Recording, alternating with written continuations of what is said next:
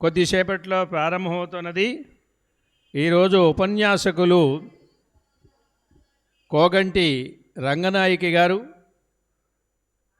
గుంటూరు శారదా నికేతన్లో ప్రిన్సిపాల్గా చేసి రిటైర్ అయినటువంటి వారు. మంచి చక్కటి ఉపన్యాసం ఇచ్చేటువంటి మహానుభావురాలు విచ్చేశారు. మన రేపల్లలో అడుగుపెట్టారు. ఇంకా కాసేపట్లో వేదిక దగ్గరికి రాబోతూ ఉన్నారు. కావున భక్త మహాశైలంతా కూడా ఇవాళ విషయం వామనావతార వైశిష్యం, దాని గురించి చక్కగా ఉపనిషిస్తారు భాగవతాన్ని ఆధారంగా తీసుకొని. కావున భక్త మహాశైలంతా కూడా విచ్చేసి మీకు కేటాయించినటువంటి సముచితమైనటువంటి ఆసనాలపై ఆసీనులై చక్కగా కార్యక్రమాన్ని విని ఆనందించి అందరినీ కూడా అమ్మవారిని ఆనందింపజేసి అమ్మవారి ప్రసాదాన్ని తీసుకొని వెళ్ళేటప్పుడు ఈ సభను జయప్రదం చేయవలసిందిగా కోరుతూ ఉన్నాం. కాసేపట్లో కార్యక్రమం ప్రారంభమవుతున్నది. రేపల్లెలో సంవత్సరన్నరగా నిర్విరామంగా కొనసాగుతున్నటువంటి సాహితీ సాంస్కృతిక యజ్ఞం మాసం మాసం మానసోల్లాసం పేరుతో జరుగుతోందన్న విషయం విదితమే. అది ఈ నెల 15వ సమావేశం రూపంలో మరొక సాహితీమూర్తిని మన కార్యక్రమానికి ఆహ్వానించుకున్నాం. అటువంటి గుంటూరులోని శారదా నికేతన్ అనే సంస్కృతాంధ్ర కళాశాలలో చాలా కాలం పాటు ఉపన్యాసకులుగా మరియు ప్రిన్సిపాల్గా వ్యవహరించినటువంటి గౌరవనీయులు శ్రీ కోగంటి సీతారామాచార్యులు గారు అనేటటువంటి సుప్రసిద్ధ సంస్కృతాంత పండితులైన వారి కుమార్తె శ్రీమతి కోగంటి రంగనాయకి గారికి వేదిక మీదకి కరతాళ ధ్వనుల మధ్య సాదరంగా ఆహ్వానం పలుకుతూ ఉన్నాం. అలాగే మన ఈ సంస్థకు అధ్యక్షులైనటువంటి గౌరవనీయులు శ్రీ హరి అన్నయ్య శాస్త్రి గారిని కూడా వేదిక మీదకి సాదరంగా ఆహ్వానిస్తూ ఉన్నాం. అందరికీ స్వాగతపూర్వమైనటువంటి నమస్సులు. ముందుగా మన కార్యక్రమం ప్రార్థనతో ప్రారంభించుకుందాం. ప్రార్థన మేడూరి శ్రీనివాసమూర్తి గారు, వారిని వేదికపైకి విచ్చేసి ప్రార్థనా కార్యక్రమాన్ని నిర్వర్తించవలసిందిగా కోరుతున్నాం. తెలుగు బాలల పల్కు తేనె సోనల చిల్కు నీ పాదాబ్జములపై నిలుచున్నట్లు, తెలుగు కన్నెల పాట తేట మాటల పేట నీ కంఠసీమలో నిలుచున్నట్లు, తెలుగు వీరుల ధాటి దేవసేనల సాటి నీ ఇంటి ముంగిట నిలుచున్నట్లు, తెలుగు కవుల భావ దీప్తులంగొనునావ నీ కీర్తి దిశలందు నిలుపునట్లు, వరములొసగంగ వేడద వాగ్వదూటి జలజభవుతో మోటి సకల శాస్త్రాల పేటి సద్గుణముల వీటి విజ్ఞానశాటి సకల సుఖవిత్వ పరిపాటి జ్ఞానవాటి సద్గుణముల వీటి విజ్ఞానశాటి సకల సుఖవిత్వ పరిపాటి జ్ఞానవాటి వాగర్ధావివ సంపృక్తౌ వాగర్ధ ప్రతిపత్తయే జగత పితరౌ వందే పార్వతీ పరమేశ్వరౌ ఆదిత్యాయ చ సోమాయ మంగళాయ బుధాయ చ గురు శుక్ర శనిభ్యశ్చ రాఘవే కేతవే నమః.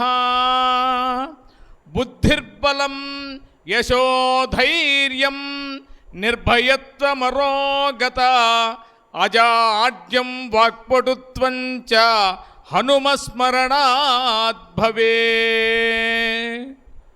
హర హర శంకర. అందరికీ కూడా నమోవాకములు. ఇది మా అదృష్టంగా భావిస్తున్నాం. అనుకోకుండా ఈ రోజున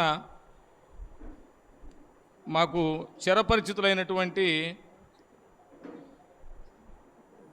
కోగంటి సీతారామాచార్యులు గారు మా కొలకలూరులో ఉన్నటువంటి చెన్నకేశవ స్వామి వారికి సుప్రభాతాన్ని వారు రచించారు. దాన్ని ద్వితీయ ముద్రణ కింద నేను జంపని చెన్నకేశవ స్వామి వారి యొక్క దేవస్థానానికి సంబంధించి ద్వితీయ ముద్రణ చేయడం జరిగింది. వారి కుమార్తె గారైనటువంటి ఈరోజు వారు ఈ కార్యక్రమంలో ఎంతో భగవతత్వానికి సంబంధించినటువంటి ఒక మంచి విషయాన్ని మనకి వారు ఇక్కడ ఈ వేదిక పైన మాసం మాసం మానసోల్లాసం అనేటువంటి ఈ సంస్థ ద్వారా వారు ఈ కార్యక్రమంలో విచ్చేయడం అనేది, ఆ యొక్క పత్రికను చూసి మేము తెనాలి కోట లక్ష్మీనాయుడు సంస్కృత కళాశాల పూర్వ విద్యార్థులం మేము అక్కడి నుంచి ఈ కార్యక్రమానికి రావడం జరిగింది. చాలా సంతోషంగా ఉంది. రాగానే మాకు ప్రార్థన ద్వారా మా ద్వారా ప్రార్థన ఇక్కడ కార్యక్రమాన్ని ప్రారంభించమని కోరటం అనేది మా అదృష్టంగా భావించి మీ అందరికీ కూడా ధన్యవాదాలు తెలియజేసుకుంటున్నాం. ధన్యవాదాలండి. తర్వాత శారదా అమ్మవారి యొక్క సరస్వతి అమ్మవారి యొక్క చిత్రపటానికి పుష్ప మాలాలంకరణ చేయవలసినదిగా శ్రీమతి కోగంటి రంగనాయకి గారిని ప్రార్థిస్తూ ఉన్నాం.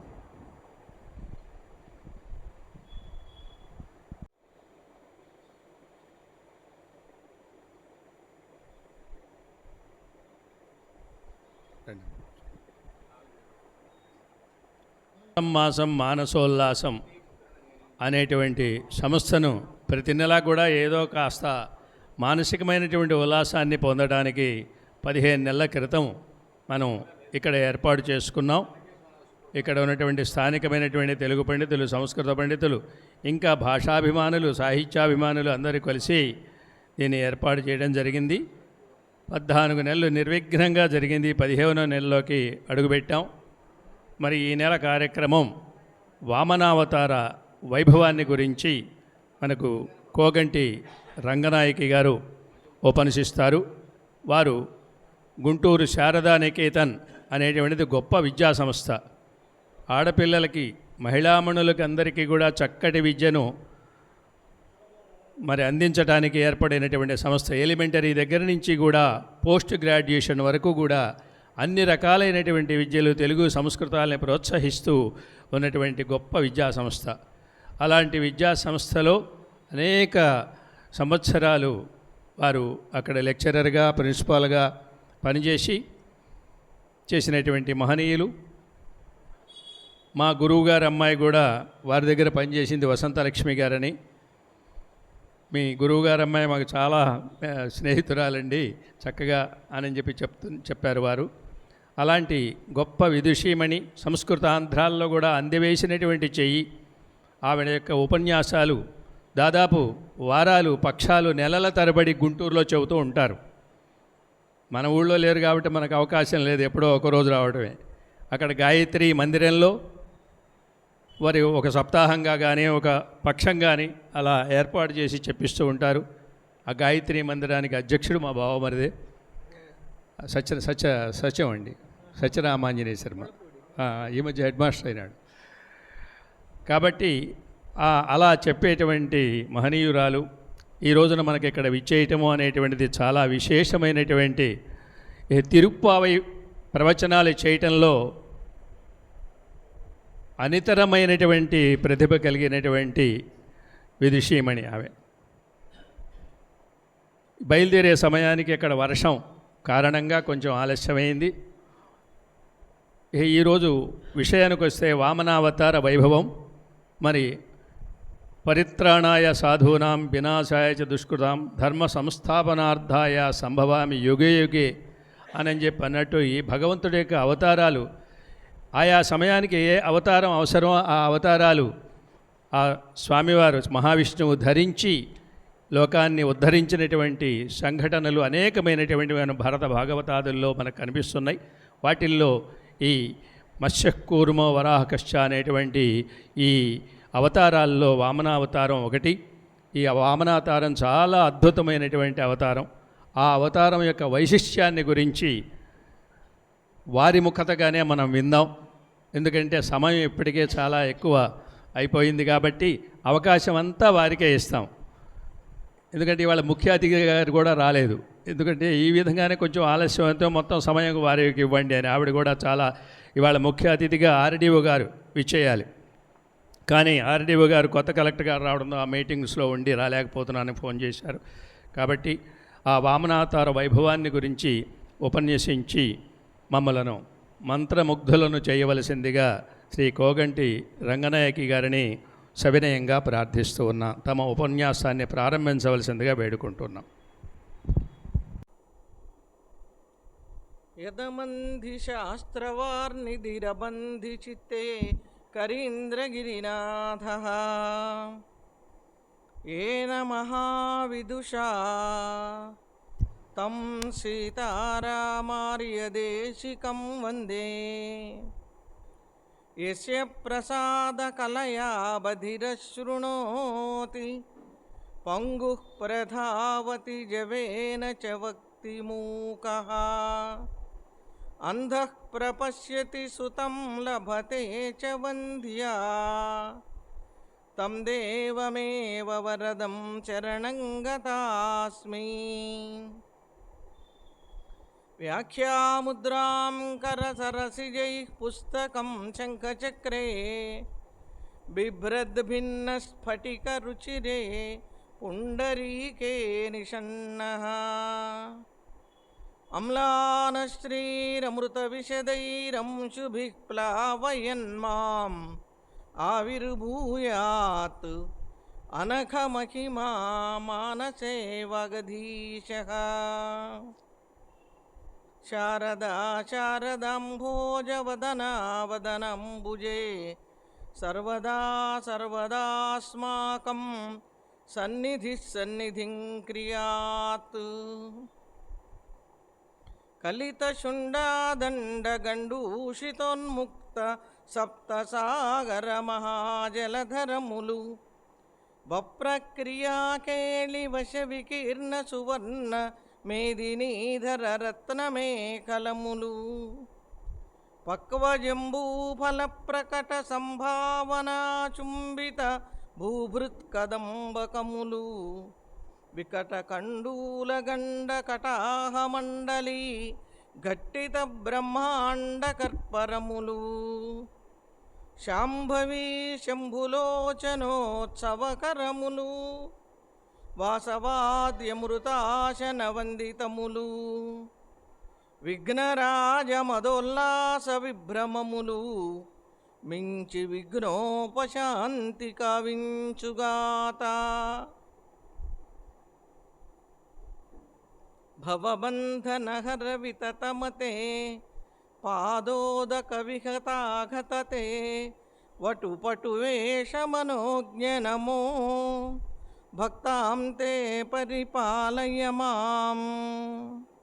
మహాభాగవత గోష్ఠికి ప్రణామాంజలులు.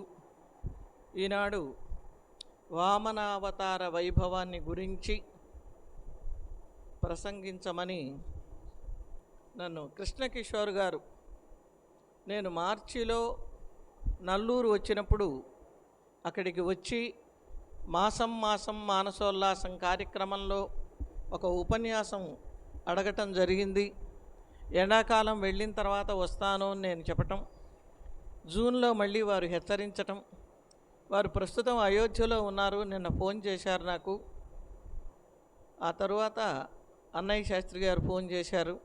అన్నయ్య శాస్త్రి గారిని గురించి వినటమే కానీ చూడటం ఇదే. వసంతలక్ష్మి గారు అన్నయ్య శాస్త్రి గారు అంటే నేను పేరు అన్నయ్య శాస్త్రి గారు అనుకోవాలా, ఆవిడ అన్నయ్య అని గౌరవంగా శాస్త్రిని అన్నయ్య శాస్త్రి అని పిలుస్తున్నదేమో అనుకున్నాను. వారు ఇక్కడే ముళ్ళపూడి వారు స్థాపించినటువంటి శంకర విద్యాలయంలో చదివి ఇక్కడ ఉద్యోగ వృత్తిని నిర్వహించి పదవి విరమణ చేశారని తెలిసింది. ఇక్కడ ఉన్న వాళ్ళందరూ మంచి మంచి పండితులు, గొప్ప జ్ఞానులు. మీ ముందు చెప్పటం అనేది సాహసమే అయినా ఇవాళ భగవంతుడు పరీక్ష పెట్టాడు నాకు. ఆ పరీక్ష మరి పెట్టినప్పుడు ఆయనే గెలిపించాలి కనుక పావుగంట ముందుగా సిద్ధమై కూర్చోవటమే వచ్చింది అనర్థం. ఎప్పుడూ హడావిడిగా వెళ్ళేదాన్ని ఇవాళ 4కి కారు ఎక్కాలి అని భీష్మించుకుని పావుగంట ముందు కూర్చుంటే కరెక్ట్గా వాన మొదలై 5:15 వరకు ఎడతెరపి లేకుండా కురిసింది. ఏం చేయాలో తోచలేదు. ఇక్కడే కాదు, ఎక్కడైనా ఉపన్యాసం చెబుతాను అంటే ఎట్టి పరిస్థితిలోనూ వెళ్ళి చెప్పాలి అన్నది నా యొక్క దృఢ సంకల్పం, నా వ్యక్తిత్వం. దానికి కారణం ఏమిటి అంటే నేను చాలా సంవత్సరాలు ప్రబంధాలు చెప్పేటప్పుడు ఒక పాఠం చెప్పా. ఆ పాఠంలో ఒక మాట మాత్రం ఎప్పుడూ గుర్తుపెట్టుకుంటా. ఆడి తిరిగిన చండాలుడండ్రుగాని, మాట తప్పితే చండాలత్వం వస్తుందనే భయం పిల్లలకి నూరిపోసి నన్ను కూడా పట్టుకుంది. ఆ భయంతో ఎలా వెళ్ళటమా అని ఇక్కడ జయమ్మ గారు, సాయిరామ్ గారికి కూడా ఫోన్ చేశా. వానగా ఉందని అన్నయ్య శాస్త్రి గారికి ఫోన్ చేశా. వీడియో తీసి పంపిద్దాం అనుకుంటే ఆ వాన తీవ్రతను నాకు చేత కాలేదు. సరే, చివరికి నాకు ఒక ఆలోచన వచ్చింది. 4:40 కూర్చుని, స్వామి గొడుగో జన్నిదమో అనుకుంటూ నువ్వు గొడుగు వేసుకు వెళ్ళావు, నాకు గొడుగు ఎవరు పడతారు ఇప్పుడు? నువ్వు గొడుగు పడితే నేను అక్కడికి వెళ్ళి నీ విషయం చెప్తా అని స్వామిని, వామనమూర్తిని మనస్సులో ధ్యానం చేసుకుంటూ ఉండగా అసలు వామనావతార వైభవాన్ని భాగవతం చెప్పింది. మనం తెలుగులో అద్భుతం, సంస్కృతంలో అంతకంటే అద్భుతం అనుకుంటాం. ఈ వామనావతార వైభవం అసలు స్వామి దాకా అక్కర్లేదండి. స్వామి ధరించిన గొడుగు యొక్క కర్ర చాలు గొప్పదని దండి మహాకవి చాటాడు. అందుకనే దండి, కవిర్దండి అన్నారు. బ్రహ్మాండ ఛత్రదండ శతధృతి భువనంభోరుహో నాలదండ క్షోణీనౌకూపదండ క్షరదమర సరిత్పట్టికా కేతుదండ జ్యోతిశ్చక్రాక్షదండ త్రిభువన భవన స్తంభదండైకదండ శ్రేయస్త్రైవిక్రమస్తే వితరతు విబుధద్వేషిణాం కాలదండ అన్న శ్లోకం గుర్తొచ్చింది. ఎప్పుడో చిన్నప్పుడు చదువుకున్న శ్లోకం ఇది. ఆహా, మనం ఇన్నాళ్ళు మర్చిపోయాము. దండి, ఇందులో దండ అనే పదాన్ని అనేక పర్యాయాలు ప్రయోగించినందువల్ల దండి అనే పేరు తెచ్చుకున్నాడు ఆ మహాకవి. ఆయన ఏం చెప్తున్నాడు? ఆయన ధరించినటువంటి గొడుగు కర్రకు ఉన్న దండమే మీ అందరినీ రక్షిస్తుందన్నాడు. ఇంకా ఆయన గురించి చెప్పటానికి వెళితే ఆయనే రక్షకుడుగా ఉంటాడు అని బయలుదేరితే, అంటే కొన్ని వాస్తవాలు కావేమో అనుకుంటారు. అందుకే మా తమ్ముడు సెల్లులో ఫోటో కూడా తీశాడు. మేము ఏ పరిస్థితిలో మా కారు వచ్చింది అంటే, చుట్టూ సముద్రంలో ద్వారక లాగా మా కారు ఉంటే, సాక్షాత్తుగా రథసారథి అర్జునుడి వలె అర్జునుడిని కృష్ణ పరమాత్మ నడిపించినట్లుగా మా సారథి మమ్మల్ని చాలా వేగంగా తీసుకొని వచ్చాడు. ఆయన ఒకటే చెప్పాడమ్మా, ఇవాళ దేవుడి దయ వల్ల మనం ఈ రోడ్డులో నీళ్లలో వచ్చాము, మనదేమీ లేదన్నాడు. అది వామనావతార వైభవంలో ఉన్న విశేషం. సాధారణంగా మనం ఏదైనా ఒక ప్రసంగం చెప్పటమో ఒక పని మీద వెళితే మాట్లాడటం అయిన తర్వాత సత్కారం జరుగుతుంది. కానీ లోకాన్ని బాగా చదివిన కవి కాళిదాసు కనుక, అంటే ఇక్కడ సంస్కృతం వాళ్ళు ఉన్నారు అందుకని వద్దన్న మధ్య మధ్య శ్లోకాలు వస్తాయి క్షమించాలి అంటే, నాకు శ్లోకాలే చెప్పండి పద్యాలే చెప్పండి అనలేదు. శ్లోకం పలికితే శ్లోకం, పద్యం పలికితే పద్యం. తెలుగు వాళ్ళం కనుక 4 పద్యాలు చదువుకుంటాం ఎటు తిరిగి చివరిలోనైనా. ఆ కాళిదాసు ఓ అద్భుతమైనటువంటి విషయాన్ని చెప్తాడు అభిజ్ఞాన శాకుంతలంలో. ఉదేతి పూర్వం కుసుమం తతఃఫలం ఘనోదయం ప్రాక్ తదనంతరం పయః నిమిత్త నైమిత్తికయోరయం క్రమః తవ ప్రసాదస్తు పురస్య సంపదః. మారీచ మహర్షి ఆశ్రమానికి దుష్యంతుడు వచ్చినప్పుడు మహర్షి ఆశ్రమంలో ముందుగా శకుంతల దర్శనం అవుతుంది. లోకంలో మొగ్గ వచ్చిన తర్వాత కాయ వస్తుంది, మబ్బు పట్టిన తర్వాత వాన కురుస్తుంది. కానీ మీ అనుగ్రహము మబ్బు లేని వాన వంటిది, మొగ్గలేని పండు వంటిది అని చెప్తూ వర్ణించిన సందర్భం రాగానే ముందు నేను చెప్తానా చెప్పనా, ఏం చెప్తానా, ఎలా చెప్తానా అనేది లేకుండా ఆ శారదామాత శేషవస్త్రంతో సత్కరించింది. ఇది కాళిదాసు ఎప్పుడో చెప్పాడు. మహానుభావుల యొక్క తత్వం ఎలా ఉంటుందో ఆ సన్నివేశం గుర్తొచ్చింది. ఇక మనం వామనావతార వైభవం. వామనం అంటే త్రివిక్రమం కావాలి, కానీ త్రివిక్రమం అయ్యే పరిస్థితి లేదు, వామనంగానే ఉంటుంది. ఇప్పుడు 7:30 అయింది. 8:30 గంట తగ్గకుండా కనీసం ప్రయాణమే 2 గంటలు అయింది. నేను మధ్యాహ్నం ఎండ చూసుకుని బ్రహ్మాండంగా ఉంటుంది, 4 గంటలకు వెళితే 6 గంటలకు వెళదాం, ఒక అరగంట అటు ఇటు మాట్లాడుకున్నా, మెల్లిగా 6:30కి ఏవైనా సరే మొదలుపెట్టి 8 దాకా అనుకున్నాం. కానీ కాలాన్ని ఊహించటానికి మనం ఎవరం? పరమాత్మ కాలస్వరూపుడు గనక ఆయన నిర్దేశించిన ప్రకారమే జరగాలి. వామన అవతార వైభవము. వైభవము అంటే ఏమిటి? అసలు ఆయనకి పరమాత్మ పర వ్యూహ విభవ అంతర్యామి అర్చ రకంగా ఉంటే విభవాలన్నీ అవతారాలే. విభవము అంటే విశేషమైన భవము. మనం పుడుతున్నాం, ఆయన పుడుతున్నాడు. ఆయన పుట్టుక విశేషంగా ఉంది కనుక అది విభవము. విభవము యొక్క భావమే వైభవము. ఇవాళ మరొక విశేషం అంటే, ఇవాల్టి రోజున శ్రీకృష్ణాష్టమి చేయాలి అని జీయర్ స్వాములు ఉద్ఘోషించారు. పోయిన నెలలోనే నేను సింహమాసంలో ప్రవేశించాక స్వామివారి ఉత్సవం చేసుకోవటం జరిగింది. ఇవాళ వామనావతారంలో కృష్ణావతారంలో ఉన్న 1-2 అంశాలు, నేను పుస్తకం తీస్తే మళ్ళీ అందులో నుంచి బయటికి రాలేను కనుక అవసరం అయినప్పుడు మాత్రం 1-2 శ్లోకాల కోసం పుస్తకం తీస్తూ వామనావతారము యొక్క వైభవాన్ని నాకు తోచినది, అంటే మీకంటే గొప్పదాన్నని కాదు, ఎవరైనా ఏదైనా అడగమని కోరినప్పుడు మనకి మాటలు వచ్చి మనం కనుక చెప్పము అంటే ఈ జన్మలో మాటలు తడబడతాయి, వచ్చే జన్మలో మాటలు రావు. ఆ భయం చేత, ఆ ధర్మం తెలిసినందువల్ల గుణాద్భుతంబైన పదార్థంబు వర్ణింపనేరమి వాని వాగ్జన్మ వైఫల్యంబు అంటాడు శ్రీనాథుడు. మరి గుణాద్భుతమైన పదార్థం ఏది? పరమాత్మ వైభవం కంటే గుణాద్భుతమైన పదార్థమేం లేదుగా. మనం ఎక్కడికన్నా విందు భోజనానికి వెళితే అబ్బో లడ్లు బాగున్నాయి, జాంగిరీలు బాగున్నాయి, అద్భుతంగా ఉన్నాయి అంటాం. ఆ అద్భుతము పరమాత్మ గుణాలలో ఉంది కనుక ఆ గుణవైభవాన్ని కీర్తించటమే నాలుకకు లక్ష్యంగా ప్రహ్లాదుడనే భాగవతుడు చెప్పినందువలన ఇవాళ ఈ వైభవాన్ని ఎప్పుడో 2-3 నెలల క్రితం అనుకున్న దాన్ని మధ్యాహ్నం గుర్తొచ్చింది. వాళ్ళ వైష్ణవ శ్రీకృష్ణాష్టమి, మరి ఒక స్వామి యొక్క అవతార వైభవం చెప్పుకోవాలి. వామనావతార వైభవం కూడా కృష్ణావతారం వలనే జరిగింది. వామనావతారం బలిచక్రవర్తికి వామనుడికి ఉన్న సంభాషణ కొంతవరకు లోకంలో ప్రశస్తమై ఉంది. కానీ ఈ అవతారము భాద్రపద మాసంలో శుక్ల ద్వాదశి రోజున స్వామి పగలు 12 గంటలకి శ్రీకృష్ణ పరమాత్మ ఎలా అవతరించాడో చతుర్భుజాలతో, ఆభరణాలతో, పట్టు పీతాంబరాలతో అలా అదితి గర్భం నుండి అవతరించాడు.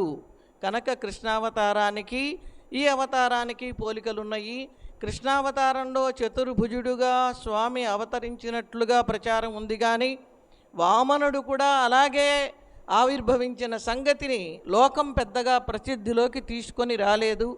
ఇది ఆ అవతారానికి ఈ అవతారానికి ఉన్నటువంటి సంబంధం ఒకటి.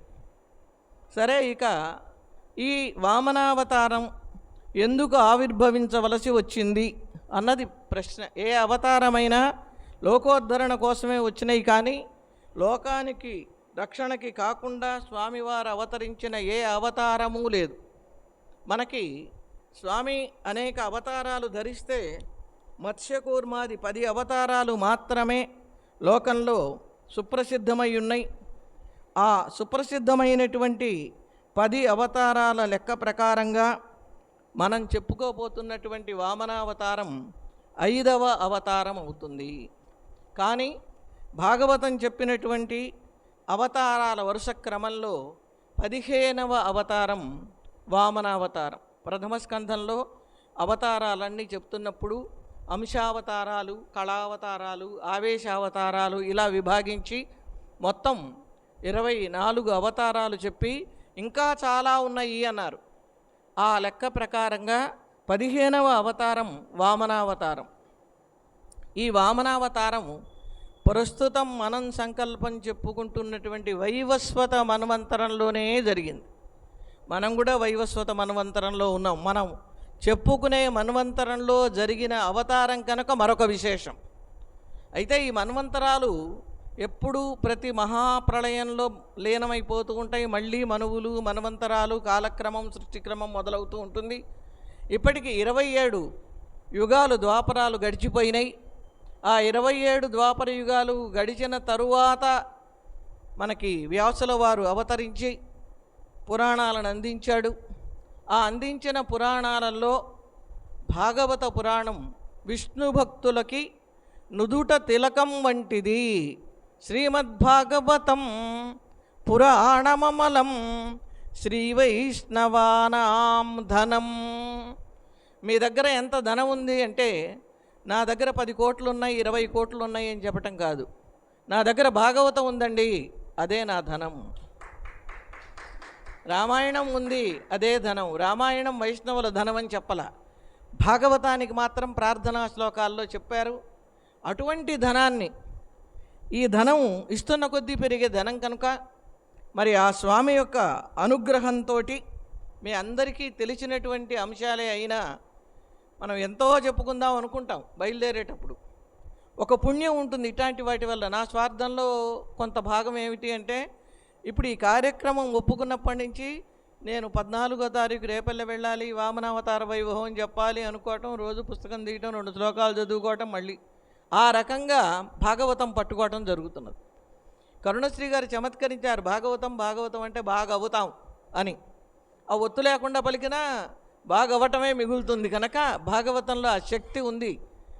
మనకి జ్ఞానము, భక్తి, వైరాగ్యము, తపస్సు 4 సిద్ధించాలి అంటే ఒక్క భాగవతం చాలు. మనకి అన్నింటినీ సిద్ధింపజేస్తుంది.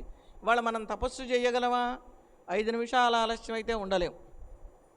మనం చేస్తున్నటువంటిది ఏమిటి అంటే, చక్కగా వేళ తప్పకుండా క్రమబద్ధంగా ఆహారం తీసుకునేటటువంటి వ్యవస్థ ఒకటి రోగాలు ఏర్పాటు చేసినాయి. ఏ సమయంలో తినాలి, ఆ సమయంలో తినకపోతే వచ్చే నష్టము. ప్రాచీన కాలంలో కూడా భోజన విధానం చెప్పింది, ఇప్పుడు విధానం చెప్పింది. కానీ ఇప్పటి విధానంలో మనం ఉన్నాం కనుక దీన్నే మనం అనుసరిస్తున్నాం. అయితే ఇది అన్నమే. అన్నదానాలు చాలామంది చేస్తున్నారు, పూజలు చేయటం, అన్నదానాలు చేయటం నవరాత్రుల్లో. ఈ నవరాత్రులలో చేసేటటువంటి భక్తికి సంబంధించి, వేద ప్రవచనాలకి సంబంధించి, వేద పఠనాలకు సంబంధించిన అన్నదానం ఒకటైతే, చివరి రోజు చేసే అన్నదానం ఒకటి. అన్నం బ్రహ్మేతి వ్యజానాత్ అన్నాద్యేవ కల్విమాని భూతాని జాయంతే అన్నేన జాతాని జీవంతి. ఉపనిషత్తు చెప్పింది. అన్నం అంటే ఏంటి? బ్రహ్మ. ఆ బ్రహ్మను గురించి తెలుసుకోవటం అంటే ఇటువంటి పుస్తకాలు చదువుకోవటం, ఇటువంటి ప్రసంగాలు వినటం, ఇది బ్రహ్మోపాసన. మరి శరీరం నిలవాలి, కూర్చుని వినాలంటే అందుకోసం వచ్చిన వాళ్ళకి భోజనాలు పెడితే వాళ్ళు ఇంటి దగ్గర పని మీద ధ్యాస లేకుండా ఇక్కడే కూర్చుని చక్కగా భోజనం చేసి పెద్దలు చెప్పేటటువంటి మంచి మాటలు ఆలకిస్తారు కనుక ఈ సంప్రదాయం ఈనాడు వచ్చిందిగా. ఆనాడు దశరథుడు పుత్రకామేష్టి యాగం చేయటానికి పూర్వాంగంగా అశ్వమేధ యాగం చేసేటప్పుడు దీయతామన్నం వాసాంసి వివిధాని చ, అందరికీ అన్నం పెట్టండి, వస్త్రాలు ఇవ్వండి, ఆభరణాలు ఇవ్వండి. ఎంత అన్నపురాసులు, పర్వతం అంతా అన్నపురాసులు పోశారు. అయోధ్య నగరంలో ఏ ఇంట్లో పోయి రాజేయాల. అందుకని ఇప్పుడు కూడా కార్యక్రమాలప్పుడు ఎందుకని చేస్తున్నారు అంటే, ఇదిగో మనం వినే మాట ప్రశాంతంగా వినాలి. మనం ఎలాగో 100 మందిని పిలిచి భోజనాలు పెట్టలేము. 100 మంది కాదు, 0 తీసేసినా పెట్టలేని దుస్థితిలో ఉన్నాం కనుక ఎవరైనా అన్నదానం చేస్తున్నారు అంటే మనం సుఖంగా ఇవ్వదగిలింది ఒకటే, ద్రవ్యాన్ని ఇచ్చేసామనుకోండి, ఇక మనకి బాధ్యత లేదు. డబ్బులు ఇవ్వగలిగిన వాడు డబ్బులు ఇవ్వటం, డబ్బులు ఇవ్వలేని వాడు వంట చేసేవాళ్ళు ఉంటారు బ్రహ్మాండంగా నేర్పరుడా, మాకేమొద్దండి మేము పుణ్యం మూట కట్టుకుంటాం, చక్కగా నల్లభీమ పాకం చేస్తాం రండి, లేదు మేము యాజమాన్యం చేస్తామండి, కూర్చుని సరుకులన్నీ వ్యర్థం కాకుండా చూస్తాం. ఇలా అందరూ కలిస్తేనే సమిష్టిగా ఒక కార్యక్రమం చేయగలుగుతాం. అటువంటి మంచి మంచి కార్యక్రమాలలో మాసం మాసం మానసోల్లాసంలో ఒక విచిత్రమైన ఇది అంటే, ఒక ప్రబంధమా అని అడిగా, ఒక కావ్యమా అని అడిగా, మీ ఇష్టం అన్నారు. అయితే భాగవతం వామనావతార వైభవం చెప్తానన్నా. అప్పుడు నేను తిథి వారం నక్షత్రం ఇది ఏమిటి అనేది చూసుకోవాలి. ఇది మహాలయ పక్షాలు. ఈ మహాలయ పక్షాల్లో పరమాత్మకు సంబంధించినటువంటి చింతన ఎంతో ముఖ్యమైనది కనుక ఈ కథ చివరలో ఫలశ్రుతిలో కూడా ఆ విషయం ప్రస్తావన వస్తుంది. ఆ ఫలశ్రుతి అయినా ఖచ్చితంగా చెప్తాను. అంతా చెప్పనా అంటే చెప్పడానికి అవకాశం, మనం ఎంతో చెప్దామని ప్రయత్నం చేస్తాం, చదువుతాం, రాస్తాం, కానీ ఇవేవి అక్కడ పనిచేయవు. స్వామి ఏది పలికించదలుచుకున్నాడో అదే పలికిస్తాడు. ఇదేమైనా సాధ్యమయ్యేటటువంటి విషయమా? కాదు. సంస్కృతంలో ఇది 8 అధ్యాయాలలో 307 శ్లోకాలలో ఉంది. ఒక్కొక్క శ్లోకం కాదు, 30 శ్లోకాలు తీసుకుని వివరణ చేద్దామన్నా అయ్యే పని కాదు. ఇందాక వస్తుంటే మా సోదరుడు కంచిలో ఉంటాడు, ఉళ్ళపల్లి శ్రీనివాసు, అన్నయ్య శాస్త్రి గారికి కూడా తెలుసు. మా తమ్ముడు, అతను సహాధ్యాయులు, మా ఇంట్లో ఉండి చదువుకున్నాడు. అతను ఫోన్లో ఒక మంచి మాట చెప్పాడు. పూర్వకాలం వాళ్ళు మనకిచ్చినటువంటి ఒక శ్లోకం చాలండి మనం ఎంతకాలమైనా చదువుకోవటానికి, అంత అర్థాన్ని వాళ్ళు నింపి ఇచ్చారు. ఆ నింపి ఇచ్చినటువంటి ఇన్ని శ్లోకాలలో భావం మనకు సాధ్యమవుతుందంటే సాధ్యం కాదు. అనంత శాస్త్రం బహువేదితవ్యం అల్పశ్చ కాలః బహవశ్చ విఘ్నాః యత్సారభూతం తదుపాసితవ్యం హంసో యథా క్షీరమివ అంబు మధ్యే. అనంత శాస్త్రం, దానికి అంతు లేదు. అంతు ఎక్కడ శాస్త్రానికి అంటే, ఇదిగో బ్రహ్మసూత్రాలకి భాష్యాలు రాసిన తర్వాత చిట్ట చివర శాస్త్రంచ పరిసమాప్తం నచ పునరావర్తతే అని శాస్త్రాన్ని ఆపారంటే, ఈ ద్వైత అద్వైత విశిష్టాద్వైత భాష్యాలన్నీ చదివి పరమాత్మ తప్ప ఇంకా ఎవరూ లేరు అని తెలుసుకుని పరమాత్మని శరణాగతి చెయ్యటం, జీవుడు ముక్తిని పొందటంతో శాస్త్రం పరిసమాప్తం అవుతుంది. అంత సమయం మనకున్నదా? అల్పశ్చ కాలః, కాలం తక్కువ. పోనీ గబగబా చెబుదామంటే బహవశ్చ విఘ్నాః, మేము అని పరిగెత్తుకొస్తాయి. పిలవకుండా వచ్చేవేమిటంటే విఘ్నాలే. ఇవాళ మాకే ఉదాహరణ, గంట సమయం వ్యర్థంగా పరమాత్మ వర్షించాడు. ఆ వర్షం వల్ల ఇంకొంచెం విషయాలు చెప్పుకోవటానికి సంక్షిప్తమైన అయినా సరే, యత్సారభూతం తదుపాసితవ్యం, ఆ ఘట్టమంతా చదవలేకపోతే ఆ ఘట్టంలో ఉన్నటువంటి ప్రధాన విషయాలు ఏమిటి? ప్రతి వాళ్ళు అడుగుతున్నారు, పురాణం చదివితే లాభం ఏంటండి, సమాజానికి ఏమొస్తుంది? అసలు సమాజం నేర్చుకోవలసిందే పురాణాల వల్ల. ప్రతి కథలోనూ ఓ అద్భుతమైనటువంటి విషయాన్ని పురాణాలు ఆవిష్కరించినాయి. ఈ కథలో కూడా మనకి సంబంధించినటువంటి లౌకికమైనటువంటి కొన్ని అంశాలని చక్కగా వ్యాసుల వారు ఆవిష్కరించారు. అలాగే దానికి యథాతథంగా పోతన వారు కూడా మనకు అనువదించి చెప్పారు. ఈ కథ అంతా అందరికీ తెలుసు. తిక్కన గారు అంటారు, కథ జగత్ ప్రసిద్ధిగా ఉన్న కథ లోకంలో ప్రసిద్ధమైంది, కవిత్వం చెప్తున్నాను వినండి అని విరాట పర్వం మొదలుపెట్టుకుని ఆయన కథలోకి వెళ్ళిపోయి ఆయనంతా పద్యం కంద పద్యం రాస్తే తిక్కనలాగా రాయాలి అన్న పేరు సంపాదించాడు. అలా నేరుగా మనం విషయంలోకి వెళ్ళేటట్లయితే ఆ సారాన్ని మనం స్వీకరించాలి అంటే వైవస్వత మన్వంతరంలో, అంటే వివస్వతుని కుమారుడు శ్రాద్ధదేవుడు, ఆ శ్రాద్ధదేవుడే వైవస్వతుడు. 7వ మన్వంతరంలో కశ్యపుడు, అత్రి, వశిష్ఠుడు, విశ్వామిత్రుడు, జమదగ్ని, గౌతముడు, భరద్వాజుడు సప్తర్షులుగా ఉన్న సమయంలో అదితి కశ్యపులకి స్వామి వామనుడుగా జన్మించాడు. ఇది స్వామి భక్తుల కోరిక మేరకు అవతరించిన మొదటి జన్మ.